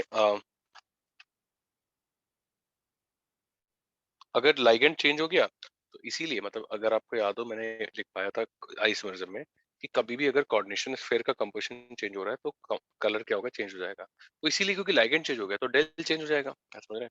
तो जैसे CuCl2 होता है तो ये ब्राउनिश सॉलिड होता है, और भाई अगर एक्वस देखें CuCl2, बेटा जय एक्वस लिखा है ब्रैकेट में, तो ये ब्लूइश होता है। तो लाइगेंड क्या हो गए? अलग हो गए एक्चुअली। इसी तरह से भाई देखिए, ये बड़ा इंपॉर्टेंट है। CO2 CONO2 होल 6 -4 अगर देखें तो ये पिंक होता है, और CONO2 होल 6 -3 देखें तो ये येलोइश और येलो होता है। तो देखिए इसके लिए रीजन भी ये देते हैं कि डेलो जो होगा कोबाल्ट +2 का, और डेलो कोबाल्ट +3 का, इसका ज्यादा होगा। तो अब देखिए मतलब एक कलर व्हील आपको मतलब अपने सामने रख लेना चाहिए इसको पढ़ते हुए, कि मतलब देखिए मैं एक बार दिखा देता हूँ कलर व्हील। अच्छा, तो सभी ने देखा होगा, आई एम श्योर भाई, इमेजेस में मतलब गूगल ही करेंगे और क्या है, मतलब देखिए जैसे ये एक कलर व्हील है, मतलब ये तो कैमरा की वजह से थोड़ा ब्राइट दिख रहा है, तो कुछ नहीं यार, गूगल पे डाल के कलर व्हील दिख जाएगा। देखिए मतलब जैसे वॉयलेट है, वॉयलेट का ऑपोजिट क्या होता है? येलोइश होता है, आप समझ रहे हैं? और अगर देखिए मतलब ये एंटी क्लॉकवाइज में मतलब एनर्जी कम हो रही है वॉयलेट से भाई, मतलब ब्लू इंडिगो मतलब है ना, इस तरह से ये धीरे धीरे रेड पे आ रहे हैं। प्योर पता होगा ना आपको, violet, indigo, blue, green, red, red के सारे शेड है, ऑरेंज इसमें। तो देखिए अब इसमें होता क्या है कि भाई डेलो ज्यादा है तो इसमें क्या होगा, भाई ज्यादा एनर्जी एब्जॉर्ब होगी, ज्यादा एनर्जी एब्जॉर्ब होगी तो वायलेट के आसपास एब्जॉर्ब होगी और भाई येलो इसीलिए कलर आ रहा होगा। तो देखिए डेल ओ चेंज होने पर कलर का वेरिएशन सिग्निफिकेंटली चेंज होता है। मैं एक और एग्जांपल देखता हूँ भाई, निकल का ले सकते हैं अपन, भाई NiH2O होल 6+2। बट इसमें हम कलर मतलब ऐसे मैं एग्जांपल दे रहा हूँ कि यहाँ पे लाइगेंड चेंज होने पे कलर चेंज हो गया, तो हर जगह हम कलर का वेरिएशन एक्सप्लेन नहीं कर पाएंगे। देखिए मतलब मैं जनरली बच्चों को बताता हूँ कि colour is the most difficult property to account for, like in chemistry, not in inorganic और ऑर्गेनिक, जस्ट पूरी केमिस्ट्री में सबसे मुश्किल चीज कलर एक्सप्लेन करना मोस्टली होता है। तो एनीवेज भाई देखिए यहाँ पे जैसे जैसे लाइगेंड चेंज होता है तो ये भाई ग्रीन होता है, मतलब ये ब्लू होता है और ये वॉयलेट होता है, मतलब तो भाई मतलब अब मैं दोबारा बोल रहा हूँ वेरिएशन को एक्सप्लेन हर जगह नहीं कर पाएंगे देखिए, है ना। तो भाई ये हमने देखा और अब देखिए भाई इसके अलावा और मैं क्या बता दूं, पहले इतना कॉपी करिए चलिए। Noted, sir. सर ये लास्ट वाला तो डेलो से लाइक एक्सप्लेन कर सकते हैं ना? नहीं बेटा नहीं कर सकते, अगर कर सकते तो मैं कर देता। Okay sir. अगर वो येलो आ रहा होता तो कर देते हैं, वॉयलेट आ रहा है, उल्टा हो रहा है। देखिए मैं कुछ एग्जांपल्स लिख रहा हूँ, जैसे जो CrH2O6 भाई Cl3 वॉयलेट होता है, CrH2O4 Cl2Cl ये भाई ग्रीन होता है। मतलब आपको रट्टा मतलब ऐसे मारने की जरूरत नहीं है, ऐसे मतलब कलर्ड है कि नहीं, मतलब कम से कम इतना तो पता लग जाती है। येलो भाई अब CrNH3 4 Cl2Cl अगर कर दें, ये यहाँ पे Cl2 है तो ये वॉयलेट होता है और भाई और क्या बता दूं, ये बता ही दिया।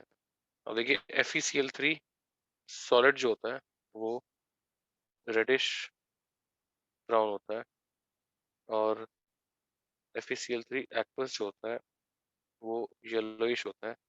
तो वही लाइगेंड चेंज हो गए मतलब, है ना। भाई इसमें क्या होगा, बेसिकली FeH2O होल 4 Cl2Cl और FeH2O होल 5 OH भाई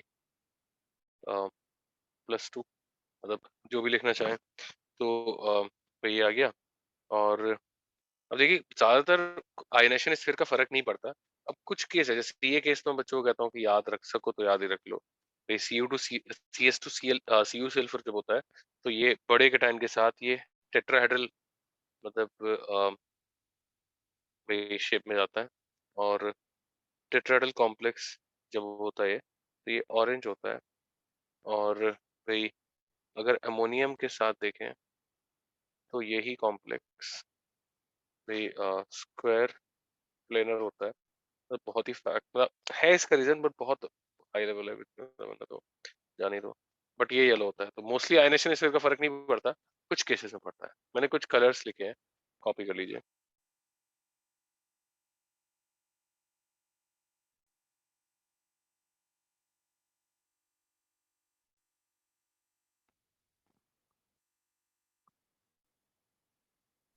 सर इलेक्ट्रॉन्स जो है वो एक्साइटेड स्टेट में फॉर फ्रैक्शन ऑफ सेकेंड्स ही होते हैं ना, so these colors are temporary or permanently?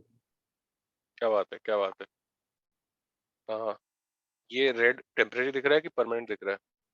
Permanently मिल गया आंसर क्या, नहीं मिला? सर, बट फिर से डीएक्साइट नहीं होंगे क्या electrons?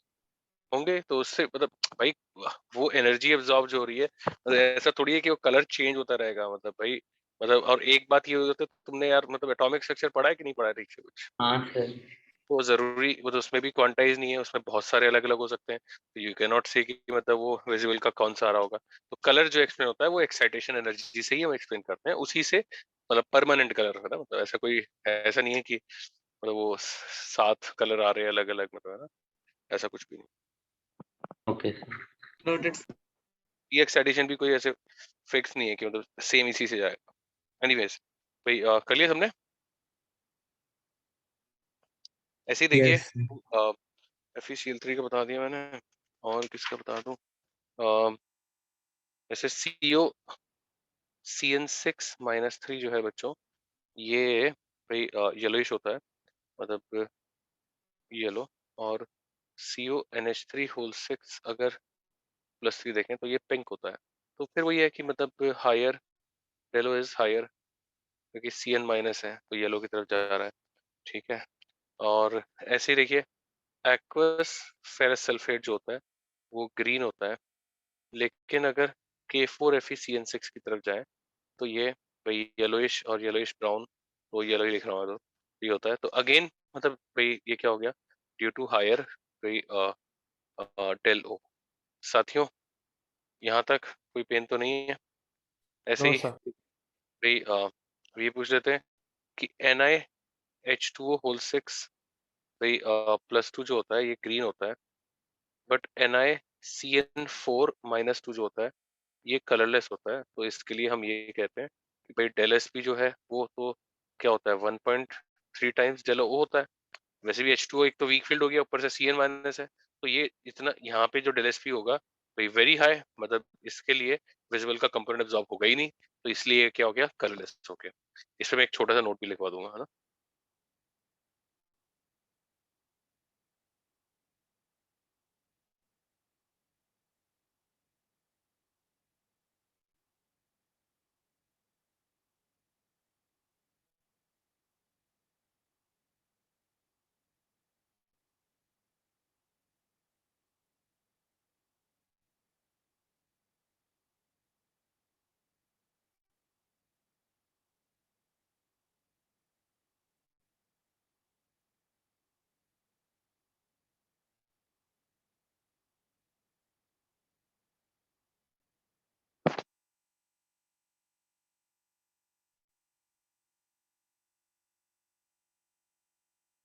Yes, Noted, sir.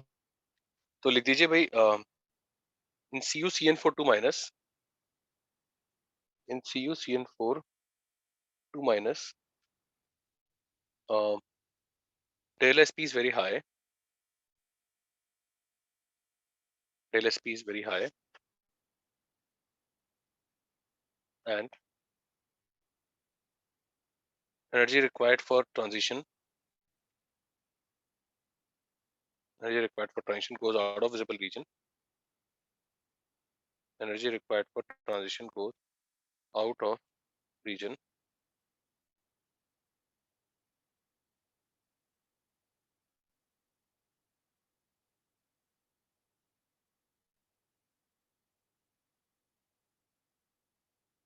Making it colorless.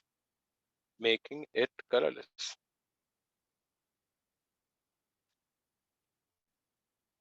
अब देखिए ABC है और इसको मैच करना है PQR भाई ग्रीन, रेड और ब्लू से।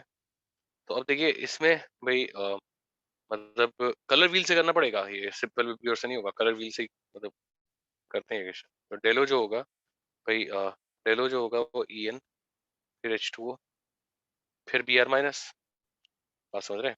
तो अब Br- वाले में भाई एनर्जी एब्जॉर्ब जो होगी वो सबसे कम होगी, बात समझ रहे हैं। और Yes. भाई EN वाले में सबसे ज्यादा होगी। तो अब देखिए भाई मैं एक बार कलर व्हील दिखाता हूँ आपको दोबारा से। तो एक मिनट,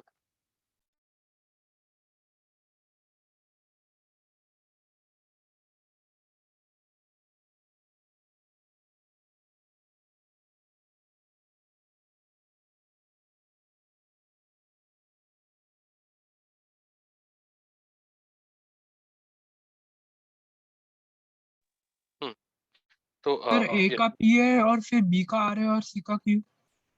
ए का पी सर। बेटा आपका नाम बताइए। सर कौशल। कौशल, देखते हैं बेटा, अभी रुक जा, 2 मिनट रुक जा। तो देखिए EN H2O फिर Br-। तो अब भाई EN का सबसे ज्यादा होगा, तो इसमें भाई देखिए वॉयलेट के आसपास कलर एब्जॉर्ब होगा। आप समझिए कि मतलब पहले ऐसा सोचते हैं हम कि EN का सबसे ज्यादा है। समझिएगा ध्यान से सॉल्यूशन। तो मैं कह रहा हूँ कि भाई वॉयलेट के ऑपोजिट है येलो, और येलो दे नहीं रखा है, बात समझ रहे हैं? तो EN के लिए अब क्या चूज करेंगे? ब्लू, मतलब भाई ये ब्लू, मतलब ये इस तरह का कुछ चूज करेंगे। और मतलब नेक्स्ट चॉइस तो ब्लू से क्या होगा, ऑरेंज भी नहीं दे रखा है, तो ऑरेंज के नियरेस्ट रेड दे रखा है, तो ये जो होगा वो रेड होगा। फिर उसके बाद भाई फिर आगे H2O पर, मतलब H2O के लिए मतलब जो एनर्जी एब्जॉर्ब है वो रेड की तरफ जा रही होगी, तो H2O वाला जो होगा ये ब्लू होगा। और ग्रीन देखिए, ग्रीन सबसे लास्ट में है, रेड के ऑपोजिट ग्रीनिश होता है, तो सबसे कम इसमें हो रहा है, तो ये ग्रीन होगा। अ, भाई कलर व्हील से मैंने बताया एक भाई पर्टिकुलर सवाल। और देखिए इसमें कोई दिक्कत तो नहीं है, मतलब हमें जैसे सर मुझे दिक्कत है सर, एक एलिमेंट का बता दीजिए ना वापस कलर व्हील के हिसाब से। मैंने तीनों का बता दिया ना, मतलब एक बार देखो दोबारा बता देता हूँ कि EN के लिए we wanted yellow, we wanted but it is not given, तो नेक्स्ट ऑप्शन एनर्जी कम करी मैंने। नेक्स्ट ऑप्शन जो वॉयलेट के इधर से ऑपोजिट जाएगा, ऑरेंज, ऑरेंज भी नहीं है, रेड है, तो मैंने EN के लिए रेड फिक्स कर दिया। BR माइनस को मैंने कहा सबसे कम है, तो BR माइनस के लिए एब्जॉर्ब्ड रेड होगा, तो इसका ऑपोजिट ये ग्रीनिश है, तो ये मैंने ग्रीन रख दिया। Okay sir, got it. Got it. तो ठीक है भाई, ये बात करी हमने। अब ऐसे ही देखिए जैसे COCN6 होता है भाई, COCN6 अगर देखें तो COCN6 भाई -3 ये येलो होता है, लेकिन अगर COF6 देखेंगे तो ये जो होता है ये पिंक होता है, तो इसमें भी वही है कि भाई हायर टेलो की वजह से फर्क आ रहा है। पार्टिकल्स देखिए, अगर कोई पेन हो तो बताइए, अदरवाइज छाप दीजिए। Note. Done sir.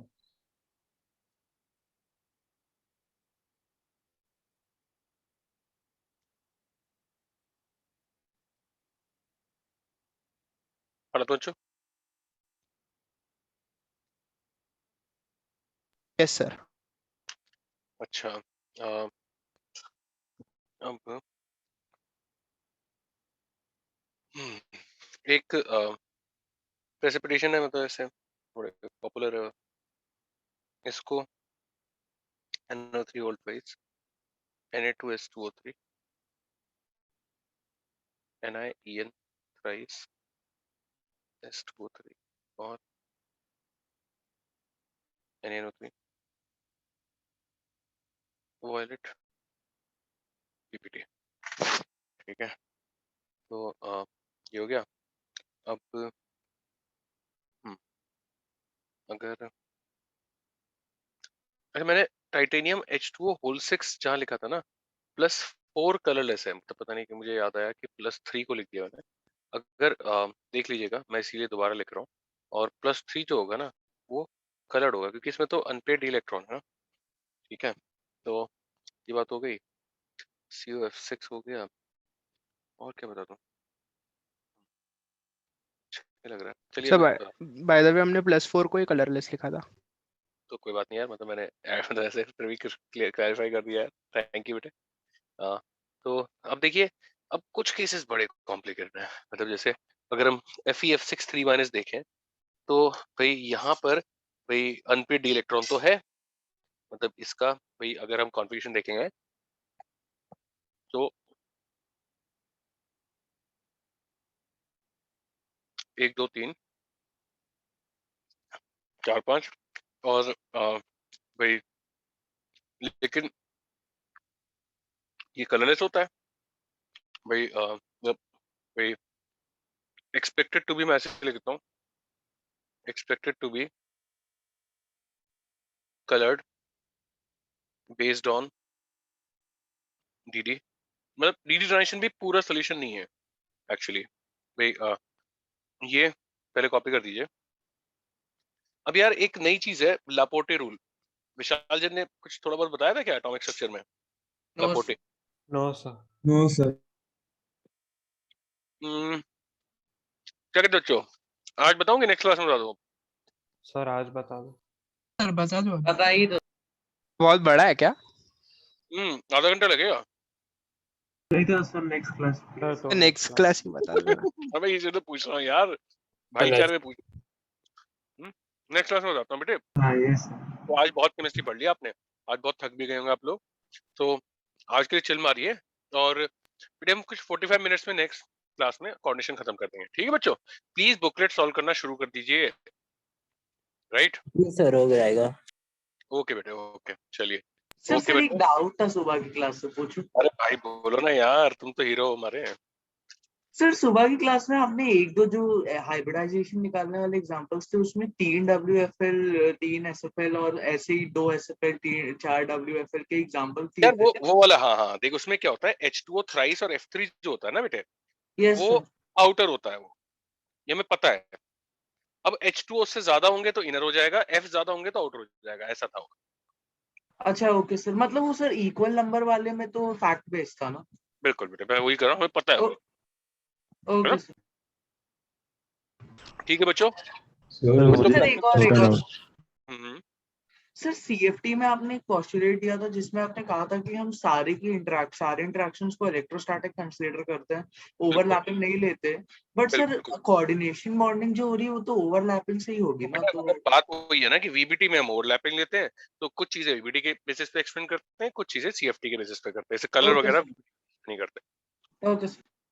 राइट बेटे भाई। सर आपने हमें प्रीवियस पेज पे लिखाया था कि NiCN4 2- पर जो डेल्टा SP है वो बहुत ज्यादा है, तो उसका विजिबल रीजन में कंपोनेंट नहीं होता है सर। और उसके बाद जो नोट लिखा है वो CuCN4 2- के लिए लिखा है, तो वो दोनों के लिए वैलिड है कि NI के लिए कर दीजिए, CU के लिए निकल गया होगा मुझे यार, मैं बहुत सारी चीजें सोचता रहता हूँ, लिखता रहता हूँ। निकल के लिए, ऑफ कोर्स जब निकल के बताया तो निकल ही होगा, है ना। कॉपर का तो वो टेट्रासाइनो कॉम्प्लेक्स स्टेबल ही नहीं होता बेटे, मैं आपको बताऊंगा ये बात आगे, है ना। Yes sir. ओके बेटे, बाय बाय बच्चों, टेक केयर, मस्ती। Thank you sir.